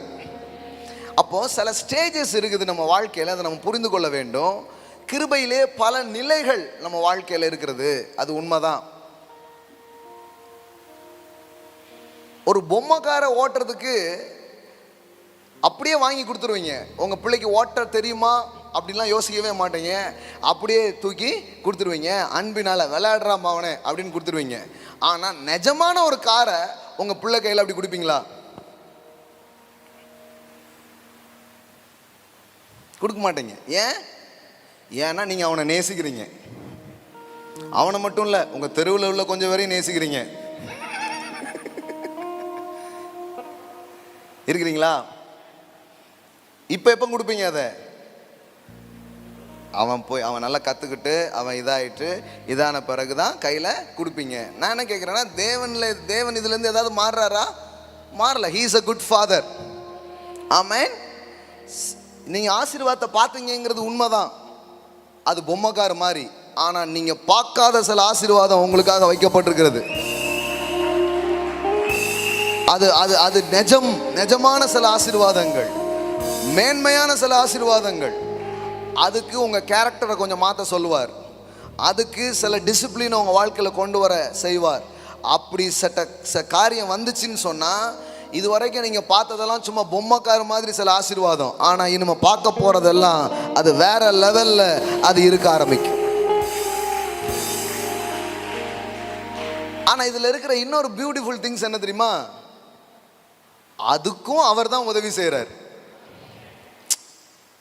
அதாவது நீ எப்படி இருந்தாலும் அவனை நல்லா சாப்பிடுடா, நல்லா உடுத்துடா, நீ ஏன் பிள்ளைடா. இப்போ உங்கள் பிள்ளை, ஒரு பிள்ளை வேலைக்கு போயிட்டு வரான், இன்னொரு பிள்ளை நல்லா சாராய கடைக்கு போயிட்டு வரான். வேலைக்கு போயிட்டு வந்த பிள்ளைக்கும் சாப்பாடு போட தான் செய்வீங்க, சாராய கடைக்கு போயிட்டு வந்தாலும் என்ன தான் கொடுக்க தான் செய்வீங்க. இப்போ நம்ம இந்த அரிசி பருப்பு இதெல்லாம் இந்த கொரோனா டைமில் நிறைய பேருக்கு கொடுத்தோம். அப்போது நம்ம டீமில் ஒருத்தர் சொன்னார், இந்த குடிகார பயிலுக்கெல்லாம் கொடுத்துடக்கூடாது, நல்லா சாப்பிட்டுட்டு குடிச்சிட்டு கிடப்பாங்கன்ட்டு. நான் கூப்பிட்டு சொன்னேன் டீமுக்கு, ப்ரோ அவனுக்கு தான் கொடுக்கணும், ஏன்னா வயிறு எரியும், அவனுக்கு தான் முதல்ல கொடுக்கணும், ரொம்ப பசி வேறு அவனுக்கு எடுக்க ஆரம்பிக்கும். அதனால் இங்கே கை வச்சிடாதீங்க, இங்கே இந்த டைம் எல்லாருக்கும் கொடுங்க. நல்லவங்களுக்கு கொடுக்கறதுக்கான இது கிடையாது. நல்லோர் மேலும் தீயோர் மேலும் மழையை வருஷிக்கிறார். ஆமென். துரோகிகளுக்கும் நன்றி அறிதல்னா என்னன்னு தெரியாது, அவங்களுக்கும் அவர் ஆசீர்வாதத்தை கொடுக்கிறாரு. ஆமா, இட்ஸ் a common grace. எல்லாம் சொல்லுங்க, காமன் கிரேஸ். கிருபையில் நிறைய அளவுகள் இருக்குது பாருங்க, நிறைய அளவுகள் இருக்குது. நம்ம எல்லாத்தையும் ஒரே லெவல்லே பார்க்கறதுனால தான் அப்படியே உட்காந்துட்டே இருக்கிறோம். நீங்கள் ஜெபிக்காமலே சில காரியம் நடக்கும். That is common grace. ஆமாம், நீங்கள் ஜபமே பண்ணியிருக்க மாட்டீங்க. யோசித்து பாருங்கள், எத்தனையோ காரியங்கள் நான் பார்த்துருக்குறோம். இப்போ இந்த ஜான் ஜபராஜ் மீட்டிங்க்கு யாரெல்லாம் ஜெபம் பண்ணீங்க பாருங்க, 5% பேர் தான். நிறைய பேர் 3 பேர் தான். அப்புறம் எப்படி மீட்டிங்கில் வந்து ஆசீர்வாதமாக இருந்துச்சு. இதுதான் கிரேஸ். நம்ம ஜெபிக்காமலே ஆண்டவர் வந்து நிறைய வேலை செய்கிறார். இந்த டீச்சிங்கை கேட்கும்போது உங்களுக்கு ஒரு குழப்பம் வரும், இவர் நம்மளை திட்டுறாரா பாராட்டுறாரான்ட்டு. ரெண்டும் தான், ரெண்டும் தான். ஆனால் அதை நான் சொல்லிட்டேன், முதல் லெவலை நாம் பார்க்குறதுக்கு எதுவுமே தேவை கிடையாது. ஆண்டவர் அப்படியே பிளஸ் பண்ணிடுவார். அதான் போன வாரம் சொன்னேன், மன்னா எல்லோருக்கும் கொடுக்கப்பட்டது. நீங்கள் மன்னா பெறுவதற்கு உங்களுக்கு எந்த ஒழுங்கும் தேவையில்லை. பசி இருந்தால் போதும், ஆண்டவர் கொடுத்துருவார். ஆனால் மன்னனா ஆகணும்னா கண்டிப்பாக உங்களுக்கு ட்ரைனிங் தேவை, கண்டிப்பாக உங்களுக்கு பயிற்சி தேவை. ஆமென். ஏங்க எந்த ட்ரைனிங்கும் இல்லாமல், எந்த பயிற்சியும் இல்லாமல், ஒழுங்குபடுத்துதலே இல்லாமல், கேரக்டர் டெவலப்மெண்ட்டே இல்லாமல், வேல்யூ சிஸ்டத்தையும் மாற்றாமல் அப்படியே கடவுள் தர முடியாதா? தர முடியுமே, தர முடியும். ஆனால் தந்தாலும் அந்த ஆசீர்வாதம் உங்களுக்கு ஆசீர்வாதமாக இராமல் அதுவே உங்களுக்கு கஷ்டமான ஒரு விஷயமா மாறிடும். எப்படி சொல்கிறீங்க? இந்த சவுல் பாருங்க, ஆயத்தமே இல்லாமல் ராஜாவாக்கப்பட்டவன். There is no preparation. வேண்டாம் வேண்டான்னு தளவாடங்களுக்கு கீழே போய் ஒளிஞ்சிருந்தான். அவனை தேடி கண்டுபிடிச்சி ஒசரமான ஆளாக இருக்கார அப்படின்னு சொல்லிட்டு தலையில் தைலத்தை ஊற்றி என்ன பண்ணிட்டாங்க? அவனை ராஜாவாக்கிட்டாங்க. ஏன் அவனை ராஜாவாக்குனாங்க? சொல்ல போனால் அவன் தோலுக்கு கீழே தான் எல்லாரும் இருக்கிறாங்க. ஆள் வளர்த்தியான ஆள், அதனால் ஊற்றிட்டாங்க. அவன் ராஜாவாகிறதுக்கு எதாவது ட்ரைனிங் எடுத்தான்? இல்லை அவனுக்கு யாராவது ஏதாவது இன்ஸ்ட்ரக்ஷன் கொடுத்து அவனை வந்து பயிற்சி பண்ணாங்க? எதுவுமே பண்ணல. திடீர்னு கழுதையை தேடி போயிட்டு இருந்த ஒரு ஆளை, சாதாரணமாக இருந்த ஒரு ஆளை இப்போ ராஜாவா ஆக்கியாச்சு. அதனால் அந்த பொறுப்பில் அவன் உட்கார்ந்தானே தவிர பொறுப்பான காரியங்கள் எதுவுமே செய்யலை. வேற என்ன பண்ணுறது? வேற ஆட்களும் இல்லை. நான் தான் அடிக்கடி சொல்லுவேன், சில பொறுப்பில்லாதவர்கள் ஏன் பொறுப்பில் இருக்கிறார்கள் தெரியுமா? இன்னும் சில பொறுப்பானவர்கள் வராததினால். புரிந்தவர்கள் பாக்கியவான்கள். ஆமா, ஏன் துன்மார்க்கனின் ஆஸ்தியை எடுத்து இன்னும் ஏன் நீதிமான்களுக்கு கொடுக்கல? ஏன்னா இன்னும் இவன் 10ல் 1 இன்னும் கொடுக்க ஆரம்பிக்கல. இவன் காசையே கர்த்தருக்கு கொடுக்கறதுல இன்னும் பெருசாக ஒன்றும் வளரவே கிடையாது. அதுவே கொடுக்கணுமா அப்படி இருக்கிறான் அவங்க. அதாவது நான் தான் சொல்லலை, அங்கே இருக்கிறது ஏன் எடுத்து கொடுக்கலன்னா, இங்கே கொடுக்குற மாதிரி ஒரு ஆள் இருந்தாருன்னா கண்டிப்பாக அங்கே இருக்கிறத எடுத்துங்க அவர் டிரான்ஸ்ஃபர் பண்ணுவார். நான் சொல்கிறத நல்லா கவனிச்சுக்கோங்க. ஆயத்தம் இல்லாமலேயே நீங்கள் சில ஆசீர்வாதங்களை பெற முடியும். ஆனால் அது உங்களுக்கு ஆசீர்வாதமாகவே இருக்காது. அப்போ ஆண்டவர் தரவே மாட்டாரா? தந்திருக்காரா? இவ்வளோ நாள் நம்ம வாழ்ந்ததே கிருபையில் தான், இனிமையும் வாழ போகிறது கிருபை தான். இல்லை, நான் இப்போ நான் வந்து உங்கள் ஒழுங்கில் தான் எல்லாம் தரப்போறாருன்னு சொல்லலை, கிருபையில் தான் தந்தார். அந்த கிருபை என்ன பண்ணுதுன்னா, இன்னொன்று தர்றதுக்கு உங்களை ஒழுங்குபடுத்த அந்த கிருபை இப்பொழுது ஊழியம் செய்து கொண்டிருக்கிறது, போதித்து கொண்டிருக்கிறது, உங்களை பலப்படுத்தி கொண்டிருக்கிறது. ஆமென். ஊரில் யாராவது கொஞ்சம் பசியாக இருந்தால் டக்கு டக்குன்னு பிரெட்டு சாப்பாடு இதெல்லாம் வாங்கி கொடுத்துட்டு போயிடுவீங்க. ஆனால் உங்கள் பிள்ளைய மட்டும்தான் நீங்கள் வளர்ப்பீங்க. ஏன்னா அது காமன் கிடையாது, அது உங்கள் பிள்ளை. உங்கள் பிஸ்னஸ் ரகசியத்தை சொல்லி கொடுப்பீங்க, என்னெல்லாம் பண்ணணும்னு சொல்லுவீங்க, இதெல்லாம் இப்படி செய்யணுங்கிற இன்ஸ்ட்ரக்ஷனை நீங்கள் கொடுப்பீங்க. அப்போ மகனுக்கு தன் தகப்பன் கண்டிப்பாக இன்ஸ்ட்ரக்ஷனை என்ன பண்ணுறாரு? கொடுக்குறார். ஆமென். உங்களை புத்திரன் மாதிரி கடவுள் பார்க்க ஆரம்பிச்சிட்டாருன்னா உங்களை டிசிப்ளின் பண்ண ஆரம்பிச்சிருவார். ஆமென். இன்னும் குழந்தையாகவே இருக்குதுன்னா சரி நல்ல என் கிருபையை வந்து என்ஜாய் பண்ணிட்டு போயிட்டே இருன்னு விட்டுருவார். ஆனால் இல்லை ஆண்டவரே, நான் சைல்டாக இருக்கக்கூடாது, நான் ஒரு மெச்சோர்ட் சன்னாக இருக்கணும், ஒரு குமாரத்தியாக இருக்கணும், ஒரு குமாரனாக இருக்கணும்னு நீங்கள் விரும்புனீங்கன்னா தேவன் உங்கள் வாழ்க்கையை ஒழுங்குபடுத்த டிசிப்ளின் பண்ண அவர் ஆரம்பிப்பார். Amen. It's very important. It's very important. Amen. அப்போ கவனிங்க, இன்னையிலிருந்து ஆசைப்படுங்க. எதன்னா புத்திமதிகளை, ஆலோசனைகளை, கரெக்ஷன்ஸை விரும்புங்க. ஆமென். சிலர் இருக்காங்க, அவங்க பிள்ளைங்களை யாரும் எதுவும் சொல்லிடக்கூடாது. பார்த்துருக்கீங்களா? நீங்கள் உங்கள் பிள்ளை பக்கமாக நீங்கள் நிற்கிறது நியாயம்தான், ஆனால் அவங்க சொல்கிறது உண்மையான்னு பார்க்கணும். சிலர் அதெல்லாம் என்ன என் பிள்ளை எப்படி சொல்லலாம் அப்படின்ற. அப்புறம் பார்த்தா அது உங்களை ஒரு நாள் வேற மாதிரி பண்ணிட்டு இருக்கும். அதெல்லாம் பண்ணக்கூடாது. கேளுங்க, அப்படியா, சரி ஓகே. அவனை ப்ரொடெக்ட் பண்ணணும் அதே நேரத்தில். ஆனால் வீட்டுக்கு கூப்பிட்டு வந்து கேட்கணும், என்ன விஷயம், உண்மையா ஏதுன்னு கேட்கணும். கேட்டு அதை சரிப்படுத்தணும். அப்படி இல்லைன்னு வைங்களேன், அது வேற மாதிரி போக ஆரம்பிக்கும். எல்லாம் சொல்லுங்க, டிசிப்ளின். கிருபையின் கீழ் ஒழுங்குகளே இல்லை அப்படின்னு யாரோ புரிஞ்சுக்கிறாங்க. ஆனால் என்ன கேட்டால் கிருபையின் கீழே அழகான பியூட்டிஃபுல்லான ஒழுங்குகளை தேவன் வைத்திருக்கிறார். ஆமென். ஸோ இதை நீங்கள் கவனிக்க வேண்டும். வேத வசனம் கொடுக்கப்பட்டதற்கு பல நோக்கங்கள் இருக்குது. அதில் ரொம்ப முக்கியமான ஒரு நோக்கம் ஒழுங்குபடுத்துவது. ஆமென். இப்போ கவனிங்க, நீதிமொழிகள் 13:1 பாருங்க.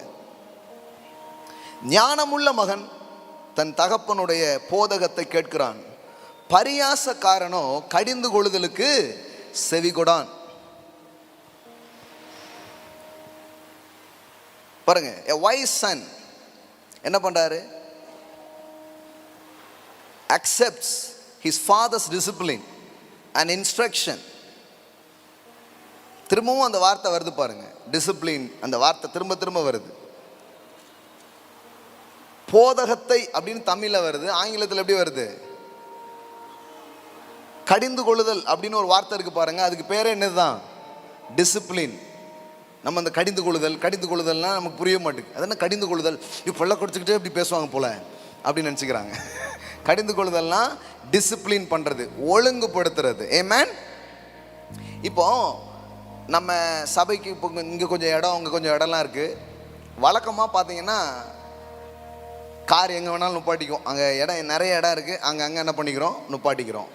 ஆனால் இப்போ இந்த மீட்டிங் டைமில் என்ன பண்ணோம், அதுக்குன்னு சில வாலண்டியர்ஸ் எல்லாம் வச்சு இங்கே ஸ்கூட்டர்லாம் எங்கே விடுங்க, பெரிய காரெலாம் எங்கே விடுங்கன்னு பண்ணுறோம். ஏன் அதை ஏன் முதல்ல பண்ணல?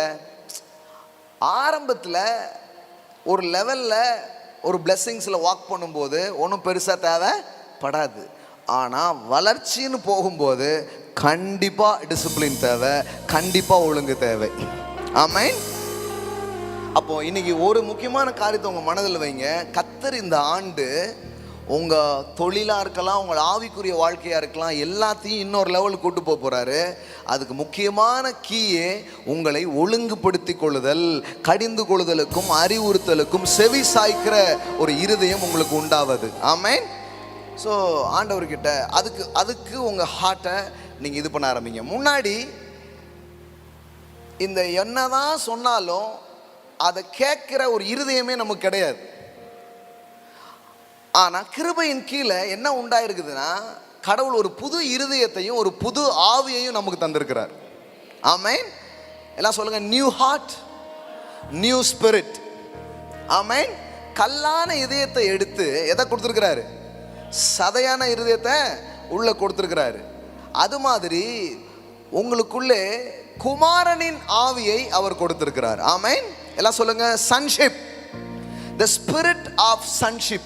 ஒரு குமாரனுக்குள்ள இருக்கிற ஆவியை தேவன் என்ன பண்ணியிருக்கிறார்? இப்போ உங்களுக்குள்ள தந்திருக்கிறார். இன்னும் சொல்ல போனா கீழ்ப்படிஞ்சா ஆசீர்வாதம் அப்படி இல்லை, கீழ்ப்படிதலே ஒரு ஆசீர்வாதம். இது எத்தனை பேர் புரிஞ்சு? அதாவது நீ கீழ்ப்படி உனக்கு ஆசீர்வாதம் அப்படி நீங்கள் கேட்டே இருந்திருப்பீங்க. ஆனால் அப்படி இல்லைங்க. அதை தாண்டி நான் சொல்கிறேன், இந்த கீழ்ப்படிய முடியுது, அதுவே ஒரு பிளெஸ்ஸிங்ஸ், அதுவே ஒரு பிளெஸ்ஸிங்ஸுங்க. ஏன்னா சும்மா சாதாரணமாக யாராலும் கீழ்ப்படிய முடியாது. ஏன்னா எம்புட்டு வேறோ சொல்லியிருக்காங்க, நம்ம தெரிஞ்சிட்டோமா என்ன?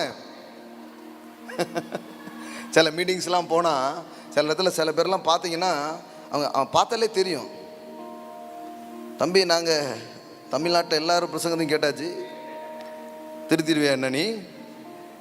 டிஜிஎஸ், பால் தினகரன், மோகன்சி இவங்கெல்லாம் சொல்லி எல்லாம் பெரிய பெரிய ஆட்கள்லாம் கேட்டாச்சு.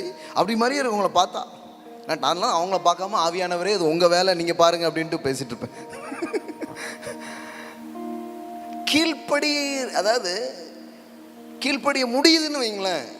முன்னாடி நமக்குள்ள கீழ்ப்படியாமையின் ஆவி வேலை செஞ்சிச்சு பாருங்க. கீழ்ப்படியாமைங்கிறது ஒரு ஸ்பிரிட்டு, அது வரவே வராது. வேணுக்குன்னே ஆப்போசிட்டாக பண்ணுவாங்க. பார்த்துருக்கீங்களா நீங்கள்? குழந்தையிலேருந்து நீங்கள் இதை பார்க்கலாம். நீங்கள் என்ன சொன்னீங்களோ அதுக்கு ஆப்போசிட்டாக சொல்லணும். நீங்கள் சொல்லி நான் செய்யணுமா? இதுதான் இது வேலை பார்க்குது பாருங்கள், உள்ள வேலை பார்க்குது பெருசாக. அப்பெல்லாம் யார் பேச்சு நம்ம கேட்க முடியாது. இந்த மாதிரி வருது பாருங்க. இதெல்லாம் தான் இந்த இது முரட்டாட்டம், ஒரு கீழ்ப்படியாமல் போகிறது. இதெல்லாம் நம்ம நினைக்கிற இதெல்லாம் ஒரு பெரிய இது அப்படின்ட்டு. சில பேர்லாம் பாருங்க, இப்படி கீழ்ப்படியாமல் இருக்குதுன்னு சொல்லி அதுக்காக ஜோம் பண்ணணும், அந்த பிள்ளைய ஒழுங்காக கொண்டு வரணும்னு இருக்காது. அவன் தாத்தா மாதிரியே பண்ணிதான் பாருங்க அப்படிங்கிறது. அது பெருமை. நான் பார்க்குறேன், அன்றைக்கி ஒரு பையன் பயங்கரமாக கெட்ட வார்த்தை பேசிகிட்டு இருக்கான், அவங்க பாட்டி உட்காந்து சந்தோஷப்படுது. பாருங்க, அவங்க தாத்தா மாதிரியே அப்படியே இருக்கான், பச்சை பச்சையாக பேசுகிறான் பாருங்க அவர் தாத்தா மாதிரி அப்படி. அப்புறம் உங்களை பச்சை பச்சையாக கேட்டுருவான் பார்த்துக்கோங்க.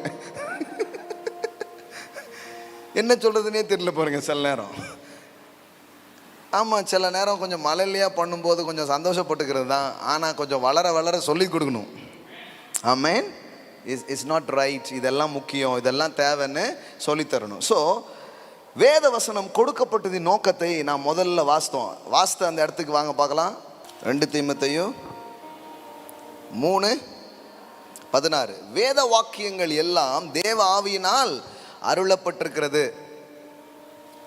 பாருங்க, உங்க கையில் இருக்குல்ல பைபிள், அதுக்கு ஒரு பேர் இருக்கு. என்ன பேரு? வேத வாக்கியம். எல்லாம் சொல்லுங்க, வேத வாக்கியம். சில பேர் பைபிள் எடுத்துட்டு என்ன சொல்லுவாங்கன்னா, இது தேவனுடைய வார்த்தை அப்படின்னு சொல்லுவாங்க. இல்லைங்க, அது தேவனுடைய வார்த்தை கிடையாது, அதுக்கு பெயர் வேத வாக்கியம், ஸ்கிரிப்சர். எல்லாம் சொல்லுங்க, scripture. Bible is not a word of God, it is a scripture. ரெண்டுக்கும் வித்தியாசம் தெரிஞ்சுக்கணும். இயேசு தேவனுடைய வார்த்தையா இருக்கிறார்.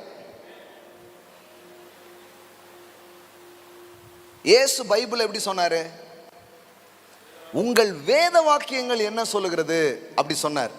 அப்போ வேத வாக்கியம்னா என்னன்னா, இந்த ஒட்டுமொத்த பைபிளுக்கு ஒரு பேர் தான் என்னது? எல்லாம் சொல்லுங்க, வேத வாக்கியம். எல்லாம் சொல்லுங்க, ஸ்கிரிப்சர்.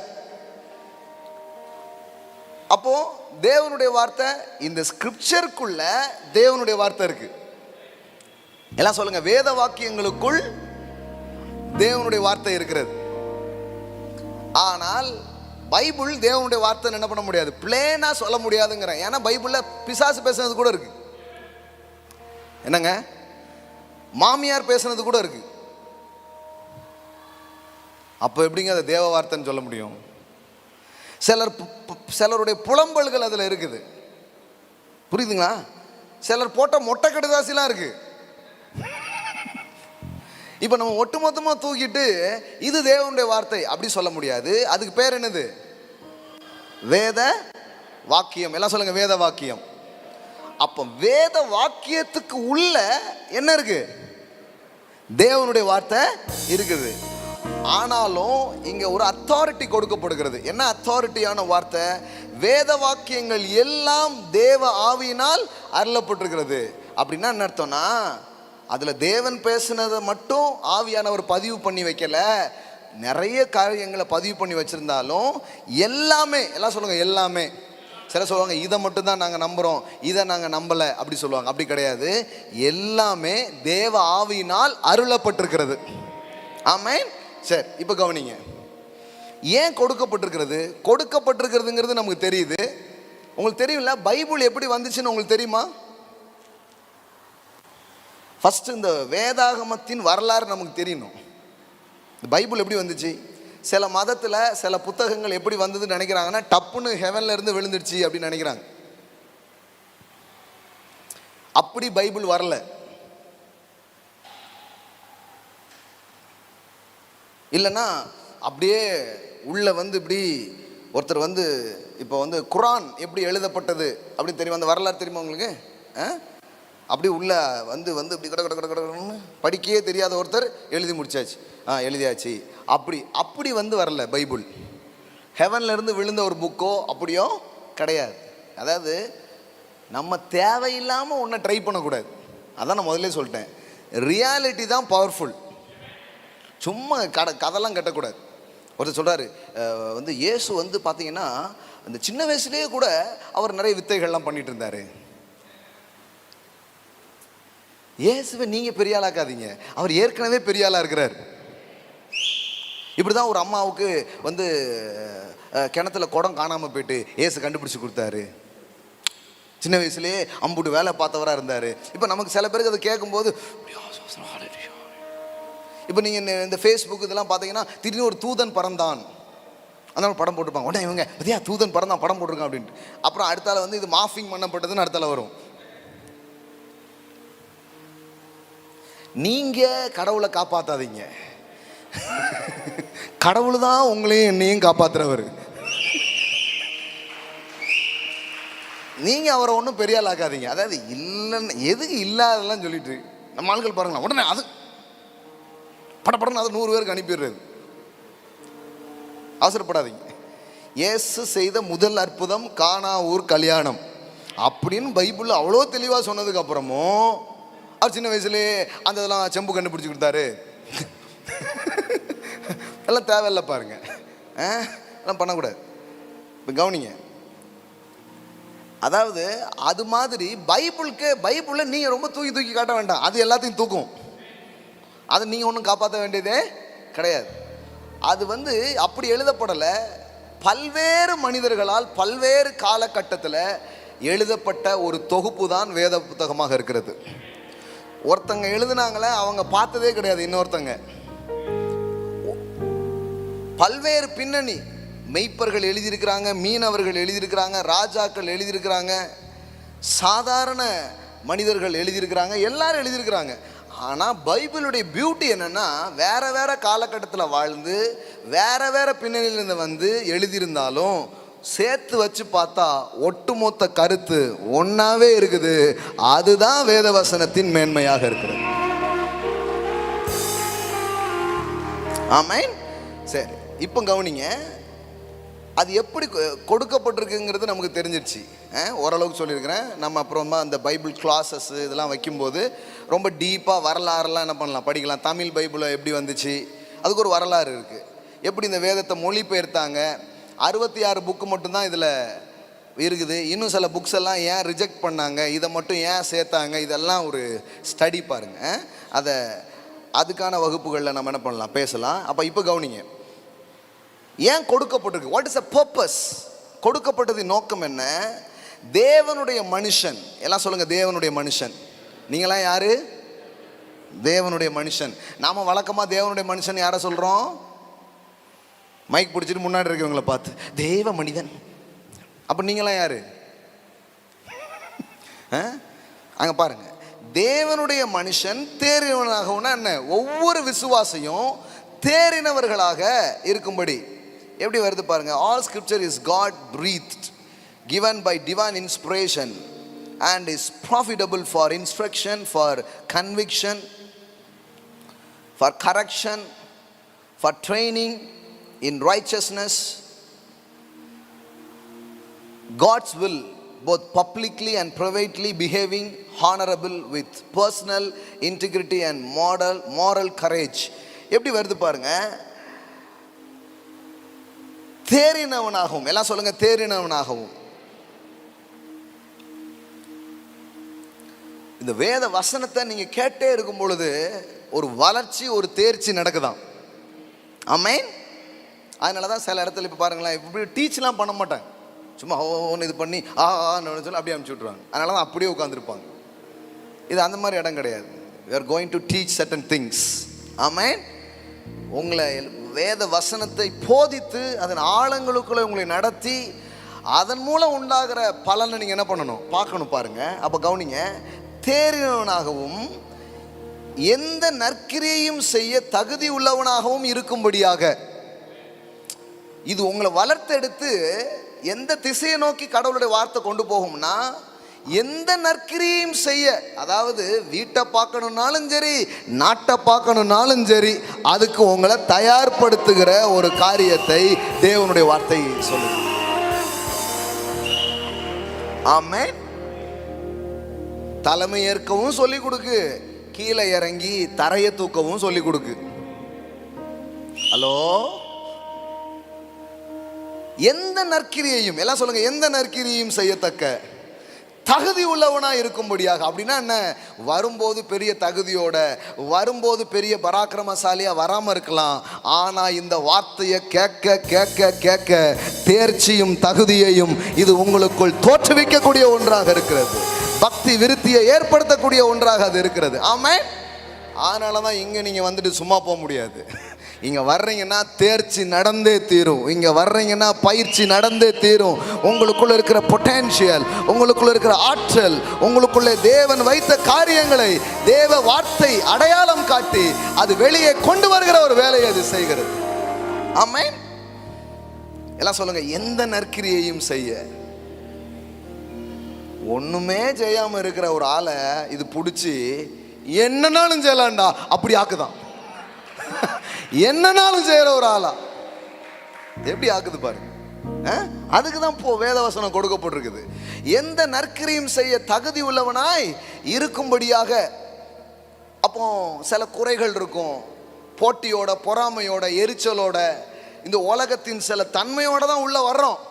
ஆனா இது நம்மளை தகுதிப்படுத்துது. அப்போ கடவுளுடைய வார்த்தை கொடுக்கப்பட்டது உங்களை தகுதியை குறைக்கிறதுக்கு இல்லை, உங்க தகுதியை கூட்டுறதுக்கு. நீங்க உண்மையிலே கடவுளுடைய வார்த்தையை கேட்கிற ஆளா இருக்கிறீங்க, இல்லை கேட்கிற ஒரு இடத்துக்கு போறீங்கன்னா அங்கு தேர்ச்சியும் தகுதி கூட்டலும் நடந்தே தீரும். நடந்தே தீரும். உங்க ஸ்டாண்டர்டை, உங்க குவாலிட்டியை அது இன்க்ரீஸ் பண்ணும். ஆமென். இன்க்ரீஸ் பண்ணும், உங்களை தகுதிப்படுத்தும். அது அதை கேட்கும்போது நமக்கே அப்படி வாழணுங்கிற எண்ணம், அப்படி இருக்கணுங்கிற ஒரு ஆசை. சேச்சே, இந்த குப்பெல்லாம் நமக்கு தேவையில்லை, நம்ம அப்படி போகணுங்கிற ஒரு எண்ணத்தை அது தருது. அது ஒரு மனுஷனுடைய வார்த்தைகளுக்கு அவ்வளோ வலிமை கிடையாது. அது தேவ வார்த்தைக்கு அந்த வலிமை இருக்கிறது. அதனால தான் இயேசு சொன்னார், என்னுடைய உபதேசத்தினாலே நீங்கள் சுத்தமாக இருக்கிறீர்கள் அப்படின்னு சொன்னார். காட்ஸ் வேர்ட் வந்து உங்க மேல விழ விழ ஆவியானவர் உங்க இருதயத்தில் கிரியை செய்ய தகுதியே இல்லாமல் இருப்போம். இப்போ தகுதியாக்குது, தகுதியாக்குது. எந்த அளவுக்கு ஆக்கும்னா, எந்த நற்கிரியையும் செய்ய, என்ன வார்த்தை பாருங்க அது, எந்த நற்கிரியையும் செய்ய தகுதியுள்ளவனாய் இருக்கும்படியாக அது உங்களை அப்படி மாத்துதான். அர்த்தல பாருங்க. அந்த ஒரு வார்த்தை அவ்வளோ ஆழமா இருக்கு. அவைகள் உபதேசத்திற்கும், so that man of God may be complete and proficient. பாருங்க, இது வந்து இந்த எப்போவுமே இங்கிலீஷில் பின்னாடி வரும் பாருங்க. தமிழில் முன்னாடி வர்றது, இங்கிலீஷில் பின்னாடி வரும். நான் முன்னாடி தேடிட்டேன், ஆனால் பின்னாடி தான் வருது பாருங்க. என்ன வருது பாருங்க? equipped for every good works. எல்லாம் சொல்லுங்க, equipped. equipped for every good works. அதாவது என்ன காரியத்தையும் செய்ய உங்களை எக்யூப் பண்ணுது, உங்களுக்கு பயிற்சி அளிக்குதான். For every good work. That is the word of God. That is a purpose. That is a purpose of scripture. அதுதான் வார்த்தை கொடுக்கப்பட்டதனுடைய நோக்கம். அப்போ ஒவ்வொரு நாளும் இந்த வார்த்தையோடு தொடர்பு வர வர வர வர உங்க வாழ்க்கையில் ஒரு தேர்ச்சி, ஒரு தகுதி உயர்த்துதல், ஒரு எக்யூப் என்ன பண்ண ஆரம்பிக்குது, நடக்க ஆரம்பிக்குது. அதனால தான் ஒரு டிசிப்ளின்டான வேத வாசிக்கிற பழக்கம் நமக்கு தேவை. நீங்கள் யோசிங்க, உங்களை எத்தனை பேருக்கு ஒரு டிசிப்ளின்டாக உட்காந்து பைபிள் படிக்கிற ஒரு பழக்கம் உங்களுக்கு வந்திருக்கு? இல்லைங்க, நாங்கள் இப்போ கிருபையை கேட்டதுனால அப்படின்னீங்கன்னா, நீங்கள் எந்த கிருபையை கேட்டீங்கன்னு நான் மறுபடியும் உங்கள்கிட்ட கேட்க வேண்டியது இருக்கும். முன்னாடி என்ன சொல்லிட்டாங்க? பைபிள் படிக்காமல் ஜோம் பண்ணாமல் போனேன்னா கண்டிப்பாக தெருவில் இருக்கிற கல்லை பூரம் உன் காலை தட்டும், கண்டிப்பாக உன் வண்டி குட்டிக்காரன் அடிக்கும், கண்டிப்பாக உன் விரலை நீ மிஷினுக்குள்ளே விட்டுருவேன். இதுதான் சொல்லி அனுப்பிச்சாங்க. இந்த பயத்திலேயே பண்ணவங்க தான் நிறைய பேர். படித்தோம். ஆண்டவரே 1ஆம் தேதி எனக்கு திரும்ப ஆண்டவரே 2 அதிகாரம் வாசித்து பிடிக்கிறேன். ஆண்டவரே என்ன வாசம் தெரியும், எப்படி கடன் வாசித்தாச்சு, இன்றைய கடன் முடிந்தது. அப்படி வாசித்த நாளெல்லாம் போயிடுச்சுங்க. இப்போ அப்படி கிடையாது. ஆனால் இப்போ எப்படின்னா, இப்போ லவ் லெட்டர் படிக்கிற மாதிரி, நேசம் அன்பினால் உம்முடைய வேதத்தில் பிரியமா இருக்கிற மனுஷன் பாக்கியவான். முன்னாடி என்ன சொல்லி கொடுத்தாங்கன்னா, நீ வேதம் வாசித்தால் தான் தேவன் உன்னை ஆசீர்வதிப்பார். நான் சொல்றேன் தப்பு. அப்போ நீங்க வேதத்தை வாசிச்சாதான் உங்களுக்கு தெரியும் தேவன் எந்தெந்த விதத்திலெல்லாம் உங்களை ஆசீர்வதிச்சிருக்கிறார் அப்படின்ட்டு. அதாவது இது எப்படி தெரியுமா, நீங்க செய்யறதுனால அவர் செய்யல, அவர் செஞ்சிருக்கிறதுனால நீங்க போய் செய்யுங்கிறேன் நான். எத்தனை பேர் புரியுது நான் சொல்றது? நான் ரொம்ப ஸ்பீடாகவும் போக முடிய மாட்டேங்குது, அது மாதிரி ரொம்ப ஸ்லோவாகவும் போக முடியாது. பாருங்களேன், எந்த வாரமும் நான் சொல்ல வந்ததை சொன்னதே கிடையாது. அந்த நாள் என்னைக்கு வரும்னு தான் எனக்கு தெரியல. இது வரைக்கும் ஃபவுண்டேஷன் கட்டிக்கிட்டு இருக்கிறேன், இன்னும் போகவே இல்லை. பாருங்க, அந்த நாள் மிக சமீபமே. போய் பாருங்க, பாருங்க இப்ப பாட்டு பாடுறேன்னு.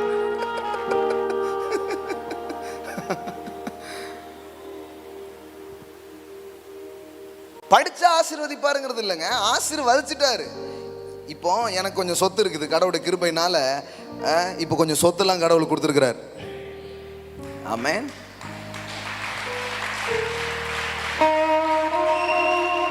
கடவுள் கொடுத்த ஆசீர்வாதம். சிலர் வார்த்தையினால பிளஸ் பண்ணப்பட்டு அப்படி லேண்டெல்லாம் கிஃப்ட் பண்ணிட்டு போகிறாங்க. ஆமென். ஆமாம். ஸோ லேண்ட்லாம் வந்திருக்குது. இப்போ நான் லேண்ட் வந்திருக்குன்னு தூக்கி வைக்கல. லேண்ட் வந்ததை போய் படித்து விவரமாக, யாருக்கு தெரியும், சாமனனுக்கு, ரவி பிரதருக்கெல்லாம் கூப்பிட்டு காமிச்சு எங்கே இருக்குன்னு போய் லேண்ட்லாம் போய் லேண்ட்லலாம் போய் கால் வச்சு பார்த்துட்டு, நம்ம லேண்ட் இதுக்கப்புறம் எங்கே இருக்குதா, இங்கே தான் இருக்கா, நம்பர் போடுங்க, ஃபென்சிங் போடுங்க, இதெல்லாம் பாருங்கள் அப்படின்னு பத்திரத்தை படித்து என்ன பண்ணியாச்சு, தெரிஞ்சுட்டு வர்றோம். இப்போ எனக்குரியதாக அது இருந்தாலும் நான் போய் வாசித்து என்ன இருக்குது எவ்வளவு இருக்குன்னு தெரிஞ்சாதான் அதை அனுபவிக்க முடியும். அது மாதிரி பைபிள் படித்த ஆசீர்வாதங்கிறது இல்லை, ஆசீர்வாதம் ஏற்கனவே கொடுத்துட்டாரு. ஆனால் நீங்கள் திறந்து படித்தாதான் அதனுடைய மேனிஃபெஸ்டேஷனை, அதனுடைய வெளிப்பாடை உங்களால் பார்க்க முடியும். காலையில் எழுந்திரிச்சு மண்டையை சொரிஞ்சுக்கிட்டு நாள் முழுவதும் வேஸ்ட் பண்ணிவிட்டு கொஞ்ச நேரம் சீரியலை பார்த்துட்டு அப்படியே செலவு பண்ணிங்கன்னா நீங்கள் கிருபையின் கீழே இருந்தாலும் ஆசீர்வாதத்தை பார்க்க மாட்டீங்க. அதான் சொல்கிறேன்ல, ஒரு காமன் லெவல் ஆஃப் பிளெஸிங்ஸை நீங்கள் பார்ப்பீங்க, ஆனால் ரேடிக்கலான வேலை நீங்கள் பார்க்கவே முடியாது. ரேடிக்கலான வேலை எப்போ பார்ப்பீங்கன்னா, புள்ள மாதிரி ஆஃபீஸ் கணக்கு என்ன, அக்கௌண்ட் என்ன, சொத்து என்ன, அப்படி தேடுற மாதிரி வந்தீங்கன்னா காரியங்கள் வெளிப்படுறத பார்க்க ஆரம்பிப்பீங்க. ஆமென். ஸோ நான் உங்களுக்கு சொல்கிறேன், நான் இந்த இடத்துல இருக்க பிள்ளைங்க ஒரு டிசிப்ளினான ஒரு இருக்கணும். காலையோ முன்னாடி என்னன்னா காலையில் படிக்கலன்னா, இப்போ நம்ம கிரேஸ் சொல்கிறோம், காலைல படிக்கலன்னா பிரதர் மத்தியானமாவது படிங்க, அப்புறம் மத்தியானம் முடியல, மத்தியானம் படிக்கலாம் பிரதர், ராத்திரியாவது படிங்க, கடைசியில் படிக்கலைன்னா பிரதர் விடுங்க. இப்படி ஆயிடுச்சு. படிச்சா என்ன அப்படிங்கிற மாதிரி ஆயிடுச்சு. No no no, that's not right. இயேசுதான் கிருபை. அவரே பைபிளை எடுத்து வேத வாக்கியங்களை தேடி தம்மை பற்றிய இடத்தை அவர் தேடி வாசித்தார் என்று எழுதப்பட்டிருக்கிறது.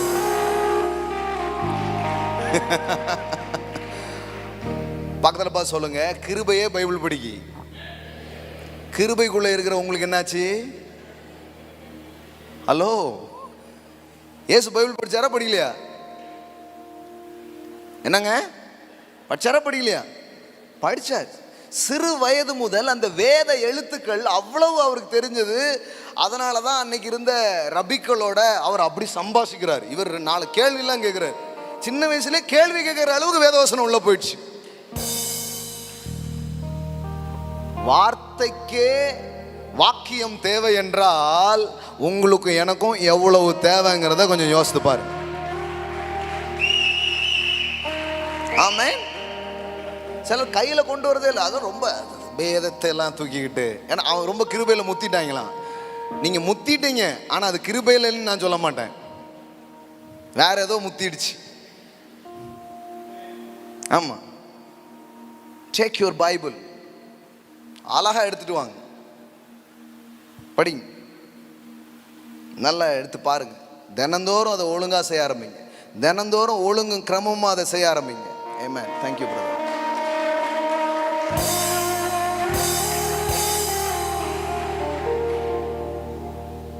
இவர் செழிப்பு, வீடு வரும், கார் வரும் சொல்கிறதுனால தான் மக்கள் கொட்டுறாங்கங்கிறாங்க. இல்லைங்க, இவ்வளோ நேரம் திருந்துங்கன்னு சொல்லிட்டு இருக்கேன், கொடுக்குறாங்களே கொண்டு வந்து. அப்படி கிடையாது பாருங்க, எல்லாத்தையும் தான் ஹானர் பண்ணுறோம். ஆமென். அப்போ நான் சொல்கிறேன் உங்களுக்கு, ஒரு டிசிப்ளினான டைம், ஒரு வேத வாக்கியங்களை வாசிக்கிறதுக்கு, ஒரு டிசிப்ளினாக ஒரு ஜெபத்திற்கு நேரங்களை ஒதுக்குறது ரொம்ப அவசியம். அப்படியே நாங்கள் ஆன் தி வேலை ஆண்டவரோடு பேசி கொண்டு போகிறபடியினால் இப்போ பேசுகிறதே இல்லை. அப்படி கிடையாது. கண்டிப்பாக உட்காருங்க. இது ரொம்ப ரொம்ப அவசியம். வாலிப பிள்ளைங்க, வாலிப பசங்க, பெரியவங்க எல்லாருக்கும் நான் சொல்கிறேன், கொஞ்சம் நேரம் உட்காந்து வாசிங்க. ஆண்டவர் அதுக்கு மூலமாக அவங்களோட பேசுவார். நீங்கள் படிச்சுட்டு போயிடுவீங்க, திடீர்னு ஹோலி ஸ்பிரிட் ஒரு ஸ்கிரிப்சரை கொண்டு வந்து அப்படியே உங்களுக்கு ஞாபகப்படுத்த ஆரம்பிப்பார். ஆமென். வசனத்தினால நிரம்புங்க. சில நான் வல்லமையாக இருக்கணும் பிரதர், அப்போ வசனத்தால நிரம்பிடுங்க, வல்லமையாக இருக்க ஆரம்பிச்சிருவீங்க. More word, more power. ஆமென். இயேசு அவ்வளவு ஸ்கிரிப்சர் எடுத்து கோட் பண்றாரு பாருங்க. எப்படி எல்லாம் உட்காந்து படிச்சார். தேவாலயத்தில் கொடுத்தா வந்து தம்மை பற்றி எங்க எழுதியிருக்குன்னு அவருக்கு தெரியுது. திறந்து கரெக்டாக எடுத்து வாசிக்கிறார். புரியுதா உங்களுக்கு? தோல் இப்போ மாதிரி பரவாயில்ல, அப்படியே டக்குன்னு போட்டு எடுத்துருவோம் கூகுளில் போட்டு. தோல் சுருள் கரெக்டாக சுருள் எடுத்து வாசிக்கணும். அம்புட்டு சுருளில் படிக்கலைன்னா தெரியுமா? திறந்து அழகா வாசிக்கிறார். அப்போ வார்த்தைக்கே வாக்கியம் தேவை. ஏசு தேவாலயத்துக்கு போனாரா ஒழுங்கா? என்னங்க சொல்ல போனா மாம்சத்தில் வந்த கடவுள், இதுல என்ன பிரச்சனை? கடவுளே ஆலயம் சென்றார். கடவுளே ஆலயம் செல்கிறார். ஆமென். கரெக்டா போய் உட்கார்றார், கரெக்டா போய் அமர்ந்திருக்கிறார். அப்போஸ்தலர்கள் ஒவ்வொருவரும் ரொம்ப டிசிப்ளினா தேவாலயத்துக்கு போயிருக்கிறாங்க. ரொம்ப டிசிப்ளினா ஜெப நேரத்தில் போய் அவங்க உட்கார்றாங்க. வேற ஏதாவது வேலை வந்தா சொல்றாங்க, இல்லைங்க நாங்களோ ஜெபம் பண்ணுவதிலும் வேதம் வாசிப்பிலும் தரித்திருப்போம் என்று தங்கள் ப்ரையாரிட்டியை எதுக்காகவும் மாற்ற தயாரா இல்லை. ஆமென். இதை யாரோ செய்யக்கூடாது, நீங்க செஞ்சு பாருங்க. நான் என் வாழ்க்கையில நான் பார்க்குற ஆசீர்வாதம், நன்மைகள் இது வேற எதனாலையும் நடக்கலை, வேற என்னமோ இல்லை. நிறைய நேரம் உட்கார்ந்து படிக்க, கேட்க, இந்த வார்த்தைகள் உள்ள போக போக பார்த்தா இது எப்படின்னா ஒரு காற்று ஏற்றுற மாதிரி, ஒரு ஜீவ காற்று உள்ள போகிற மாதிரி. நீங்கள் பலூன் தான், ஆனால் காற்று ஏற்றுனா தான் மேலே வருவீங்க. உங்கள் எல்லாருக்குள்ளேயும் பறக்கக்கூடிய ஆற்றல் இருக்குது, ஆனால் உள்ள காற்று போச்சுன்னா தான் பலூன் பறக்கிற மாதிரி இந்த ஜீவ சுவாசம் உள்ள போக போக போக அது உங்கள் வாழ்க்கையை மேலே கொண்டு வர ஆரம்பிக்கும். Amen. It's very important. So ஒரு நல்ல வேத வாசிப்புக்காக, நல்ல ஜெப நேரங்களுக்காக உங்களை ஒழுங்குபடுத்த வேண்டியது அவசியம். நீ இடைவிடாமல் ஆராதிக்கிற உன் தேவன். டேனியல் லைஃப்ல பரலோகமே சர்டிஃபிகேட் பண்ணுது. ராஜா சர்டிஃபிகேட் பண்றான் அவனை. ராஜா சொல்றான், நீ இடைவிடாமல் ஆராதிக்கிற உன் தேவன் உன்னை தப்புவிக்க வல்லவராய் இருந்தாரா அப்படின்னு கேட்குறான். இப்போ உங்கள்கிட்டையும் அதே தான் நிறைய பேர் சொல்ல போகிறாங்க. நீ இடைவிடாமல் ஞாயிற்றுக்கிழமை தோறும் போனேம்மா, இடைவிடாமல் வேதத்தை எடுத்து வாசித்துட்டு இருப்பேம்மா, அந்த தேவன் தாம்மா உன்னை இன்னைக்கு உயர்த்தி வச்சிருக்கிறாரு, அந்த தேவன் தாம்மா உன்னை வாழ வச்சிருக்கிறாரு, உன்னை தப்பு வச்சிருக்கிறாரு என்று உங்களை குறித்து சாட்சி சொல்லப்படும். ஆமென். தானியேலின் ஜெபங்களும் கொர்நேலியுவின் ஜெபங்களும் அவனுடைய தான தர்மங்களும் தேவனுடைய சமூகத்தில் நினைப்பூட்டுதலாய் வந்தது. ஆமென். தன் நாமத்தை குறித்து தியானிக்கிறவர்களுக்கென்று ஞாபக புஸ்தகம் ஒன்றை ஏற்படுத்து அப்படின்னு வேதாக பரலோகம் வந்து அதெல்லாம் ரெக்கார்ட் பண்ணுது. யார் ஆராதிக்கிறவர்களுங்கிறத ரெக்கார்ட் பண்ணுது. ஆராதிக்கிறவருடைய பலன் அப்பம் தெரியுதோ இல்லையோ, சில எதிர்மறையான சூழ்நிலை வரும்போது ஆராதிக்கிறவனுக்கும் ஆராதிக்கிறவங்களுக்கும் இருக்கிற வித்தியாசம் தெரிய வரும். வேத வசனங்களை வாசித்தவங்களுக்கும் வாசிக்காதவங்களுக்கும் வித்தியாசம் செய்ய வரும். கர்த்தருடைய ஊழியத்தை சில பேர், எனக்கு கர்த்தருடைய ஊழியத்தை செய்யணும்னு ஆசை பிரதர், வெயிட் பண்ணிட்டு இருக்கேன் பிரதர்மா, இங்கேயே இருக்குது ஊழியம். பாப்பா நான் உட்கார்ந்து வரப்புக்கு ஒரு 2 சேரை கூட எடுத்து போகாத அங்கே இருந்து ஸ்டார்ட் பண்ணுங்க நான் ஊழியத்தை. வேற ஏதாவது வேலை இருக்கா எனக்கு சொல்லுங்க, நான் செய்கிறேன். இங்கேருந்து ஸ்டார்ட் பண்ணுங்க. ஆமாம், நம்ம என்ன நினைக்கிறோம், பெரிய காரியங்கள்லாம் வரணும்னு காத்துட்டு இருக்கோம். இல்லைங்க, அங்கே சோகமாக இருக்கிற 2 பேர்கிட்ட போய் பேசுங்க, கவலைப்படாதீங்கன்னு பேசுங்க. அதான் ஊழியம். நம்ம வந்து என்ன எடுத்த உடனே ஒரு பெரிய மேடைகளுக்கு யாராவது கூப்பிடுவார்கள் அப்படின்னு. மேடை ஏறணுன்னே மேடை ஏறலைங்க. என்ன செஞ்சேன்னா என்ன செஞ்சோமோ அதை தான் உங்களுக்கு சொல்லிட்டு இருக்கிறேன். நான் சும்மா ஒரு நாள் ப்ரேயர் பண்ணுறதுக்கு ஆள் வரல, ஜோம் பண்ணேன். இந்த மிஷினரிகளுக்கெல்லாம் ஹெல்ப் பண்ணி ஃபண்டு கலெக்ட் பண்ணுறதுக்கு யாரும் இல்லை, நான் வரேன்னு போனேன். ஒரு நாள் சின்ன குழந்தைங்களுக்கு சண்டே கிளாஸ் நடத்துறதுக்கு யாரும் இல்லை, நான் வந்து சண்டே கிளாஸ் நடத்துனேன். இப்படியே பண்ணிகிட்டே இருந்தால் ஒரு நாள் பார்த்தா கடவுள் எங்கேயோ குழந்தைன்னு போட்டுறேன்.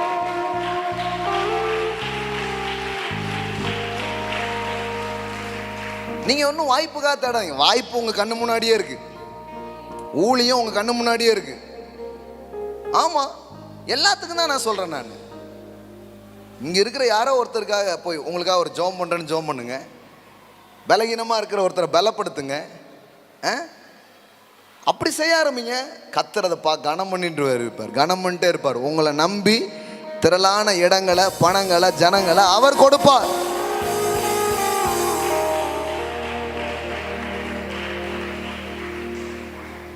சும்மா ஒரு 10 பேர் முதல்ல கொடுத்து பார்ப்பார். 10 பேரை படாத பாடுபடுத்திடுறது இவங்க. அப்புறம் ஆண்டவர் பார்ப்பார், என் ஜனத்தை நான் காக்க வேண்டாமா?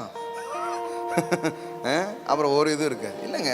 உங்கள்கிட்ட வர்றவங்க சுகமடைய, விடுதலடைய, ஆறுதல் அடைய ஆகும்போது உங்களை நோக்கி ஜனங்களை ஆண்டவர் கொண்டு வர ஆரம்பிப்பார். ஆமென். கண்டிப்பாக செய்வார், கண்டிப்பாக செய்வார்.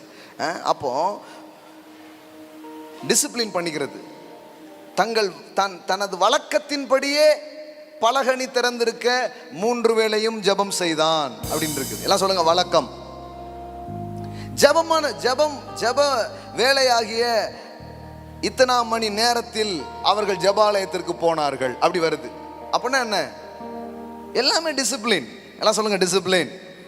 ஆலயத்துக்கு வருவது, வேதத்தை வாசிப்பது, இன்னும் சில வாரங்கள்லாம் சொன்னேன் கொடுத்தலை குறித்து ஒரு டிசிப்ளின். ஆமென். எல்லாம் ரொம்ப முக்கியம். நான் சொல்றேன், பலிபீடத்தை மட்டும் கொஞ்சம் செப்பனிட்டு பாருங்க, இறங்காத அக்னிலாம் இறங்க ஆரம்பிக்கும்.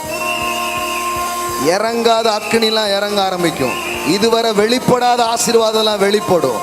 இதுவரை ஊற்றப்படாத ராடிக்கல் திங்ஸ் உங்க வாழ்க்கையில நடக்கிறது நீங்க பார்க்க ஆரம்பிப்பீங்க. ஆமென். ஆமா, இது வந்து கொஞ்சம் செப்பனிடுதல் போலதான், இது கொஞ்சம் ஒழுங்குபடுத்தல் போலதான். ஆனா செஞ்சு பாருங்க, அதை விரும்புங்க. அதை உங்களுக்கு யாராவது செய்கிறாங்கன்னா அதை அலோவ் பண்ணுங்க. சொல்லுங்க ப்ரோ, இன்னும் நான் மாற்றிக்க விரும்புகிறேன் அப்படி கேளுங்க. நீங்கள் என்ன சொல்கிறது, இவங்க ரொம்ப யோக்கியமோ எப்படி பாருங்களேன். நமக்கு சொல்லி கொடுத்தவங்கள திருப்பி கேட்டு அனுப்பிச்சிடுறது. ஞானம் உள்ளவன் அறிவை, ஆலோசனையை, டிசிப்ளினை விரும்புகிறான். ஆமென். he loves corrections. ஒழுங்குபடுத்தல விரும்புகிறவர்கள் நான் சொல்றேன் ஒய்யாரமா வருவாங்க. உயரங்களின் ரகசியமே ஒழுங்கு. உங்களுக்கு தெரியுமா? உயரங்களின் ரகசியமே ஒழுங்குதான். சும்மா எதுவும் உயரத்தில் இல்லை, சும்மா எதுவும் உச்சத்தில் இல்லை. அது கீழே அழகான ஸ்ட்ரக்சர்ஸ் உருவாக்கப்படுகிறது. அதன் விளைவாகத்தான் ஒரு கோபுரம், ஒரு உயரம் என்ன பண்ணுது, வர ஆரம்பிக்குது. ஒன்ன சொல்லி முடிக்கிறேன். பட்டங்கள் உயர பறக்கு பாருங்க. ஒரு சின்ன பையன் விட்டுட்டு இருக்கிறான், அவன் அப்பா அவனும் சேர்ந்து விட விட போயிட்டே இருக்குது உயரத்துக்கு.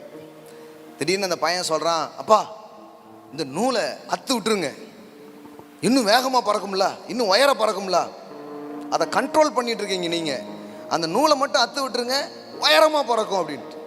அப்பா சொன்னாராம், இந்த கண்ட்ரோல் தான்டா, இந்த கண்ட்ரோல் தான் அந்த பட்டம் உயர பறப்பதற்கு காரணமே.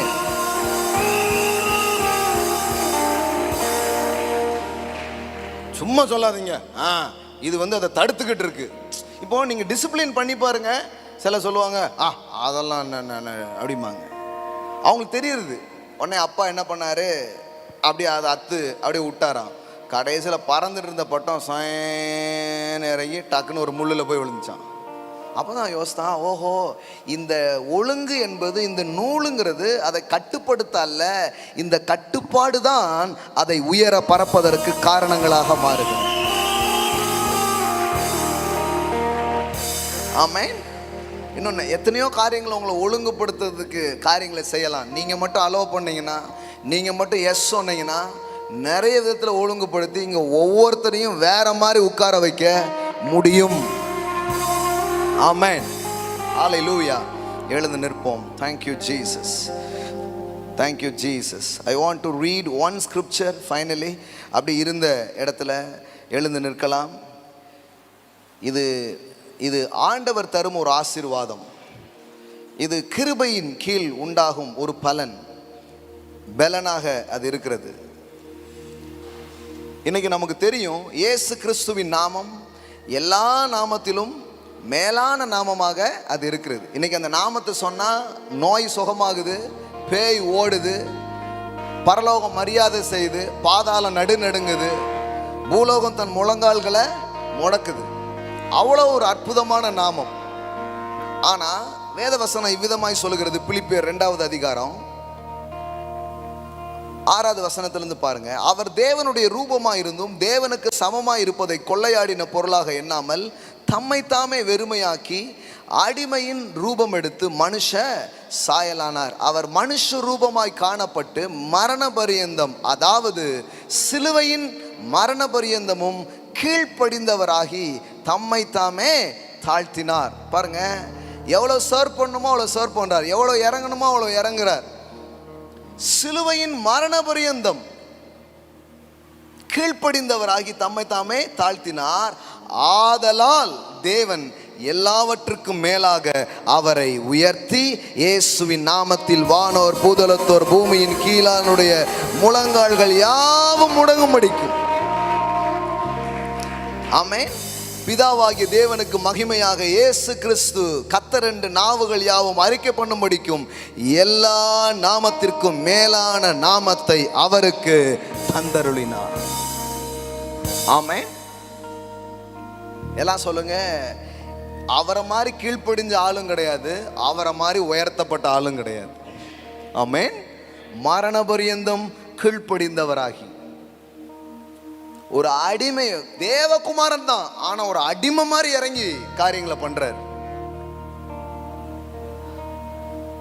அவ்வளவு சர்வ் பண்றார், அவ்வளவு காரியங்களை பண்றார்.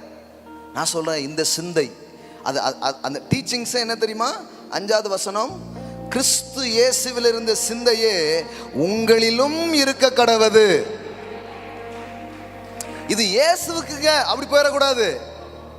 இயேசு இப்படி கீழ்ப்படிந்தவராயி இப்படி மேலே வந்த மாதிரி தான் உன் வாழ்க்கையிலையும் கீழ்ப்படிதல் உன்னை மேலே கொண்டு வரும், உன்னை உயர்த்தும். ஆமென். இயேசுவின் கீழ்ப்படிதலால் நாம் ஆசீர்வதிக்கப்படுகிறோம், எந்த மாற்று கருத்துமே இல்லை. ஆனால் அந்த ஆசீர்வாதம் உங்களுக்குள்ளே கீழ்ப்படுகிற வலிமையையும் கொண்டு வந்து அது உங்களை இன்னும் மேலே உயர்த்தக்கூடிய ஒன்றாக அது இருக்கிறது என்பதை புரிந்து கொள்ள வேண்டும். அதனால தான் நான் பார்க்குறேன், சின்ன சின்ன காரியங்களில் இன்னும் இந்த வருஷம் எல்லாமே பாதையெல்லாம் செவ்வை பண்ணி பாருங்க, வழிகளெல்லாம் ஆயத்தம் பண்ணி பாருங்க. ராஜாவுடைய நன்மையை பெருசா நீங்க பார்க்க ஆரம்பிப்பீங்க. கர்த்தருக்கு வழியை ஆயத்தம் பண்ணுங்கள், கர்த்தருக்கு வழியை ஆயத்தம் பண்ணுங்கள் என்று வனாந்தரத்தில் அல்ல, ஒரு குடோனில் கூப்பிடுகிறவருடைய சத்தத்தை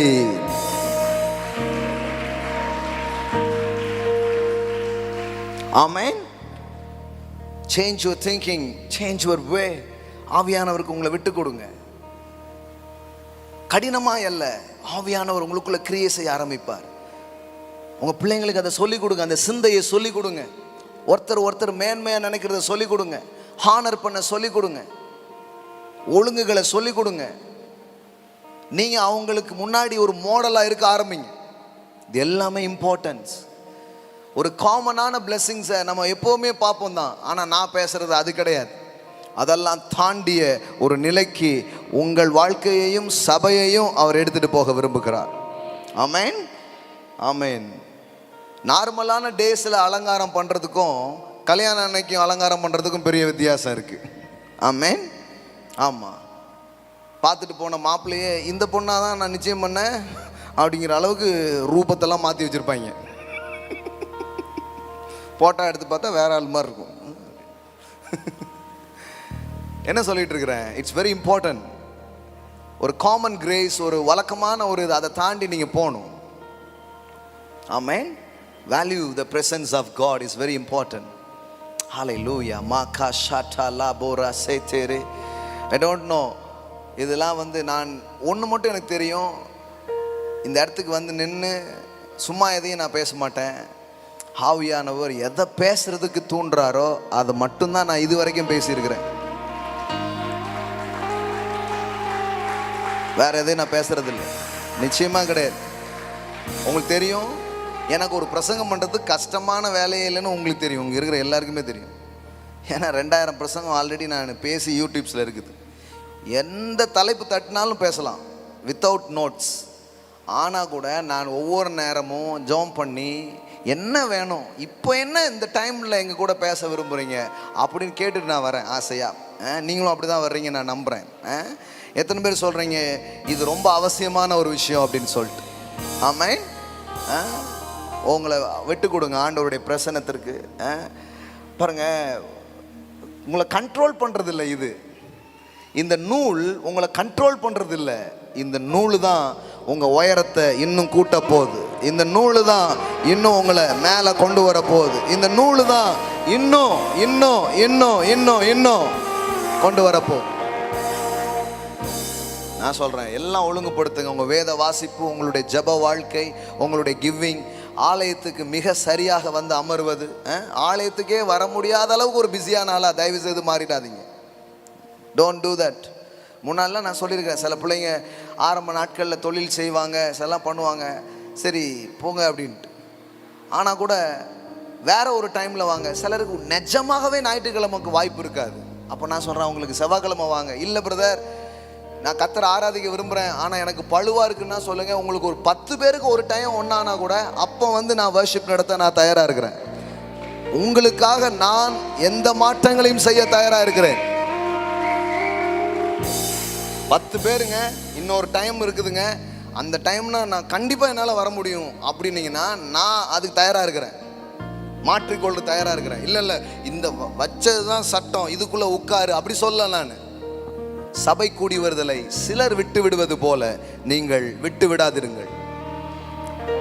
அதுக்கு எந்த எக்ஸ்கியூஸையும் பைபிள் அலோ பண்ணல. சிலர் விட்டு விடுவது போல விட்டு விடாது. ஞாயிற்றுக்கிழமை முடியல, செவ்வாய்க்கிழமை முடியல, இன்னொரு கிழமை சொல்லுங்க, நான் வைக்கிறேன், நான் ரெடி. உங்களுக்கு நேரங்கள் ஏதாவது அதில் ஏதாவது சொல்லுங்க, அதுக்கேற்ற மாதிரி நான் மாற்றிக்கலாம். எல்லாம் உங்களுக்காக தான். பைபிள் சொல்லுது எல்லாம் உங்களுடையது, நீங்கள் கிறிஸ்துவினுடையவர்கள், கிறிஸ்து தேவனுடையவராக இருக்கிறார். ஆமென். ஆனால் சில காரியங்களில் அவ்வளோ ஒழுங்காக இருக்கணும். அது ஒன்றும் தெரியாது. இப்போ நான் சொல்கிறேன்னே, அந்த மேட்ரு சின்னதாக இருக்கலாம். இப்போ ஒழுங்காக பைபிள் போடிங்கன்னு சொன்னேன், உங்களுக்கு சின்னதாக தெரியலாம். ஆலயத்துக்கு சரியான நேரத்தில் வாங்க அப்படின்னு சொல்லுவேன், சின்னதாக தெரியலாம். கொடுக்கறது இல்லை டிசிப்ளினாரிங்க. உங்களுக்கு மேலே இருக்கிற தலைவர்கள் உங்களுடைய மேலே அன்பு வைத்து ஆலோசனை சொல்வதெல்லாம் ஏற்றுக்கொள்ளுங்கன்னு சொல்கிறது, அந்த இன்ஸ்ட்ரக்ஷன் சாதாரணமாக இருக்கலாம். பாருங்களேன், யோர்தானில் போய் முங்கு, உன் குஷ்டரோகம் சரியாயிடுன்னு சொல்கிறான். யார்? தீர்க்கதரிசி. நீங்கள் நினைக்கிறீங்களா யோர்தானில் குணமாக்குற வல்லமை இருக்குன்ட்டு? யோர்தானில் குணமாக்குற வல்லமை இருக்குதுன்னா ஊரில் இருக்கிற 50 பேரும் கும்பிக்கிட்டு போயிடுவான். யோர்தானில் குணமாக்குற மல்ல இல்லை, தன்னை தாழ்த்துவதிலேயும் போய் கீழ்ப்படிதிலேயும் வல்லமை இருக்கிறது. ஆகாத சுகம் அதில் ஆகும். There is no power in Jordan. I believe the power in humbleness and simpleness and obedience. The power in the humbleness, the power in the obedience. தண்ணிலலாம் ஒரு வல்லமையும் கிடையாது. அதுக்குள்ளே ஏதாவது ஒன்று இருந்து நினைக்கிறீங்க? ஒன்றுமே கிடையாது, அதில் கிடையாது. ஆனால் ஒபீடியன்ஸில் வல்லமை இருக்கு, அந்த அந்த அந்த சப்மிஷனில் வல்லமை இருக்கு, அந்த கீழ்ப்படிதல் ஒரு வல்லமை இருக்குது, அந்த தாழ்த்துறதுல ஒரு வல்லமை இருக்குது. அது உங்களை எங்கேயோ கொண்டு போகும், அது ரொம்ப தூரம் கொண்டு போகும், அது ரொம்ப உங்களை உயர்த்தும். அவருடைய பலத்த கரங்களுக்குள் அடங்கியிரு. அப்போ பாருங்க என்ன நடக்குது. ஏற்ற வேளையில அவர் உங்களை உயர்த்துவார், அவர் உங்களை உயர்த்துவார்.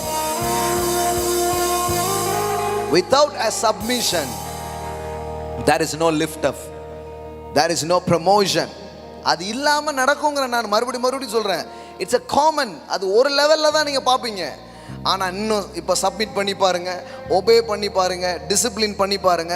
இப்போ இருக்கிறத விட உங்கள் வெற்றி 100 மடங்கு அது அதிகரிக்க ஆரம்பிக்கும். மாகா பாஷா டாடா பாரா மாகா ஷாடா லா காதாரா படலா ரஷா. ஈசாக்கு ஏற்கனவே ஆசீர்வதிக்கப்பட்டவன் தான். Because he is the Abraham generation. அதனால he was already blessed. ஆனால் ஆண்டவர் இப்போ ஈசாக்கிட்ட சொல்கிறாரு, நான் சொல்கிற ஊரில் இரி, இங்கேயே இரி அப்படிங்கிறாரு. ஆசீர்வாதம் எப்படி வந்துச்சு? இங்கேயே இரின்னு சொன்னார் பாருங்க, அதில் ஆசீர்வாதம் வந்துடுச்சு. விளந்த விஷயம், விளந்த விஷயம். தண்ணியை கொண்டு வந்து ஊத்துனாங்க பாருங்க, அந்த ஊத்துன தண்ணியில் ஏதாவது இருந்ததுன்னு நினைக்கிறீங்க? ஒன்றுமே கிடையாது. அவர் சொன்னார் என்று செய்தார்களே, அதற்குள்ளே தான் வல்லமை இருக்கிறது.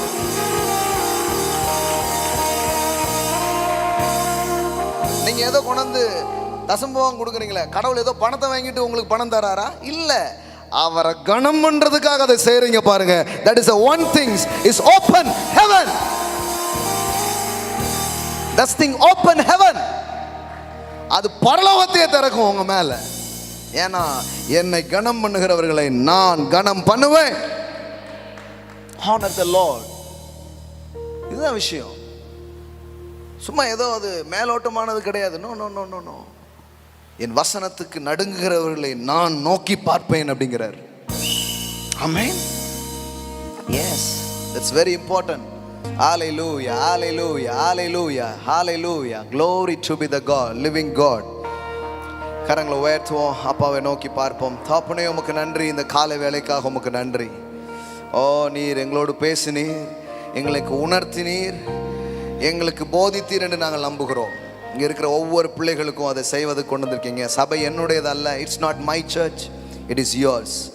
ஹalleluya. உம்முடைய சொந்த இரத்தத்தினால் நீர் சம்பாதித்த சபையாக இருக்கிறது. இங்கே இருக்கிற மக்களுக்காக நீர் மரித்தீர், நீர் இரத்தம் சிந்தினீர். ஆண்டவரே, இந்த இடத்தில் போதனை செய்கிற கிருபைகளை எங்களுக்கு கொடுத்து இந்த சபைக்கு ஒரு போதகராக எங்களை வைத்திருக்கிறீர். இங்கே இருக்கிற பிள்ளைகளை எங்களை நம்பி கொடுத்திருக்கிறீர். நன்றி செலுத்துகிறோம் தாப்பனே. இந்த காலை வேளையில் இந்த இடத்துல நீர் அசைவாடி கொண்டிருக்கிறீர், நீர் பேசி கொண்டிருக்கிறீர், நீர் கிரியை செய்து கொண்டிருக்கிறீர், நீர் எங்களை அழகாக வளர்த்து எடுக்கும்படி எங்களோடு சம்பாஷித்து கொண்டிருக்கிறீர் கர்த்தாவே.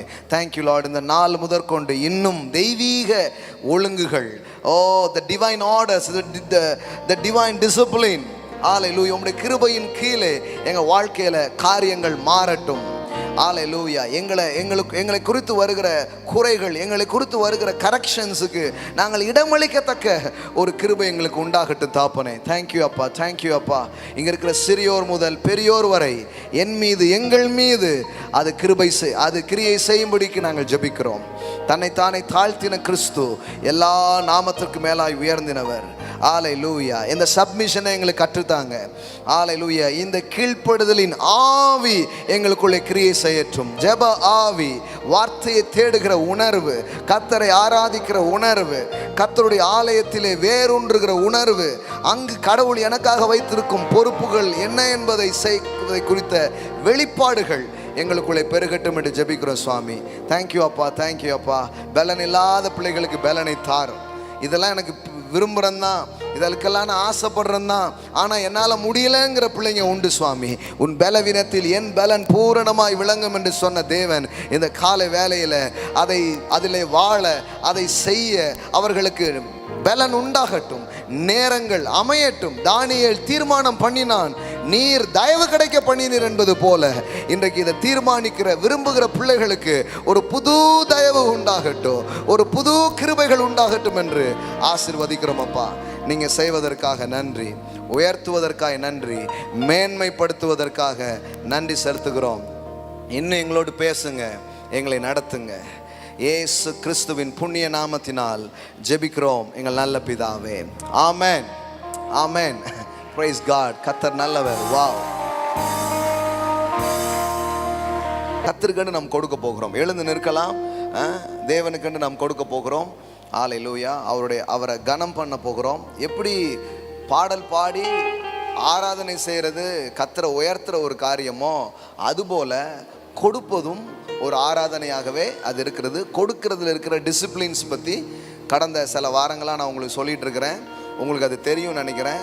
உங்கள் வருமானத்தில் முதல் பலன் கர்த்தருக்குரியதாக இருக்கிறது. So first and the best. உங்கள் கையில் காசு வந்த உடனே உங்கள் மனசில் ஞாபகம் வர வேண்டியது கர்த்தர். அது 10 ரூபாவாக இருக்கலாம், 10 கோடியாக இருக்கலாம், doesn't no matter, அது விஷயமே கிடையாது. ஆனால் எனக்கு கொடுத்தவர் தேவன். அந்த எண்ணத்தில் இருக்கிற பிள்ளைங்க உங்களுடைய டைட்ஸ் அண்ட் ஆஃபரிங்கை நீங்கள் செலுத்தலாம். அது டைட்ஸ் அண்ட் ஆஃபரிங் செலுத்துகிற பிள்ளைங்களுக்கு அங்கே கவர் இருக்கும் பின்னாடி, அதை எடுத்துகிட்டு வந்து உங்கள் பேர் எழுதி நீங்கள் கொடுங்க. அது நம்ம சபையின் கணக்குகளிலே அது வரும். இல்லைன்னா நீங்கள் கொடுத்ததா கணக்கே இருக்காது. சரியா? அங்கே உங்கள் டைட்ஸ் அண்ட் ஆஃபரிங்கை நீங்கள் செலுத்தலாம். ஆன்லைனில் பார்க்குற பிள்ளைங்க ஆன்லைன் மூலமாக கூகுள் பே ஆர் ஃபோன்பே அக்கௌண்ட்டில் நீங்கள் செலுத்துவீங்கன்னா நீங்களும் ஆஃபரிங் அனுப்பிட்டு அந்த ரிசிப்டை நம்முடைய சர்ச் ஆஃபீஸ் நம்பருக்கு என்ன பண்ணிடுங்க, அனுப்பி வச்சுடுங்க.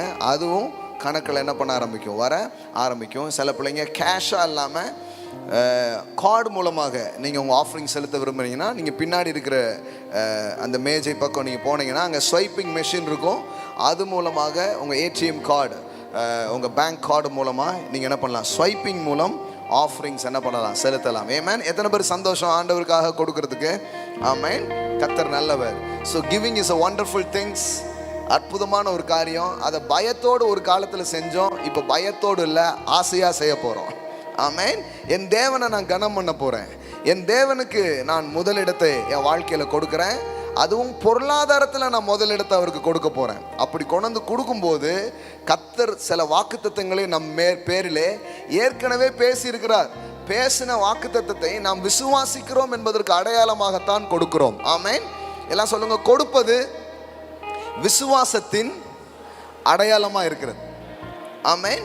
எல்லா ஆசீர்வாதமும் கிருபையினால் கொடுக்கப்படுகிறது, விசுவாசத்தால் எடுத்துக்கொள்ளப்படுகிறது.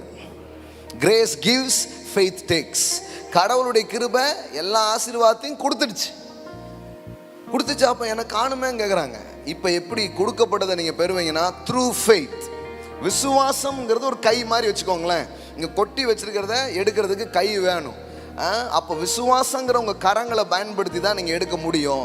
அப்போது உன் களஞ்சியம் நிரம்புன்ட்டாரு, வானம் திறந்து கொட்டுன்ட்டாரு. இது எல்லாம் எனக்காக சொல்லப்பட்ட கிருபை. இப்போ நான் என் விதையை விசுவாசத்தோடு கொண்டு வந்து அதில் விதைக்கும் போது விசுவாசத்தால் நீதிமான் பிழைப்பான். ஆமென். ஸோ விசுவாசம் என்பது கிரியைகளோடு சம்பந்தப்பட்ட ஒன்றாக அது இருக்கிறது. அது வெறும் இருதயத்தோடு முடிந்து விடுகிற ஒரு காரியம் அல்ல. இருதயத்தில் தோங்கி கிரியையில் வந்து என்ன பண்ணுது, முடியுது. அதுதான் நிஜமான விசுவாசம். ஆமென். கர்த்தர் தான் என் வாழ்க்கையில் முதன்மையானவருங்க அப்படின்னு நம்புறேன்னா ஃபஸ்ட்டாக நான் கொண்டு வந்து கொடுக்கக்கூடியது தேவனுடைய ஆலயத்திலே, தேவனுடைய பிரசன்னத்திலே. ஆமென். ஸோ உங்கள் கரங்களை எடுத்துக்கொள்ளலாம். கர்த்தரை கனம் பண்ணி கொடுக்க போகிறோம். இந்த ஊழியத்தின் மூலமாய் நேரிலேயோ நேரலையிலையோ நீங்கள் ஆசீர்வதிக்கப்படுவீங்கன்னா you must honour God's word. தேவனுடைய பிரசன்னத்தை நீங்கள் கனம் பண்ணும்படி நீங்கள் கொடுக்கலாம். கரங்களை எடுத்துக்கோங்க, உயர்த்துக்க பார்க்கலாம். சில அறிக்கைகளை சொல்லி நாம் கொடுக்க போகிறோம். Amen. Thank you father, thank you father. எல்லாம் சொல்லுங்கள். இந்நாளில் உண்டாயிருக்கிறது போல ஐஸ்வர்யத்தை சம்பாதிப்பதற்கு அவரே எனக்கு பலனை கொடுத்தார். என் காணிக்கைகளால், என் தசம பாகங்களால் என் தேவனை நான் கனம் பண்ணுகிறேன். என் களஞ்சியம் பூரணமாய் நிரம்பும். கடன் இல்லாத ஒரு வாழ்க்கையை நான் வாழுவேன். அநேகருக்கு நான் கடன் கொடுப்பேன். நல்ல வீடுகளில் நான் வாழுவேன். என் தொழில்கள் ஆசீர்வதிக்கப்பட்டிருக்கும்.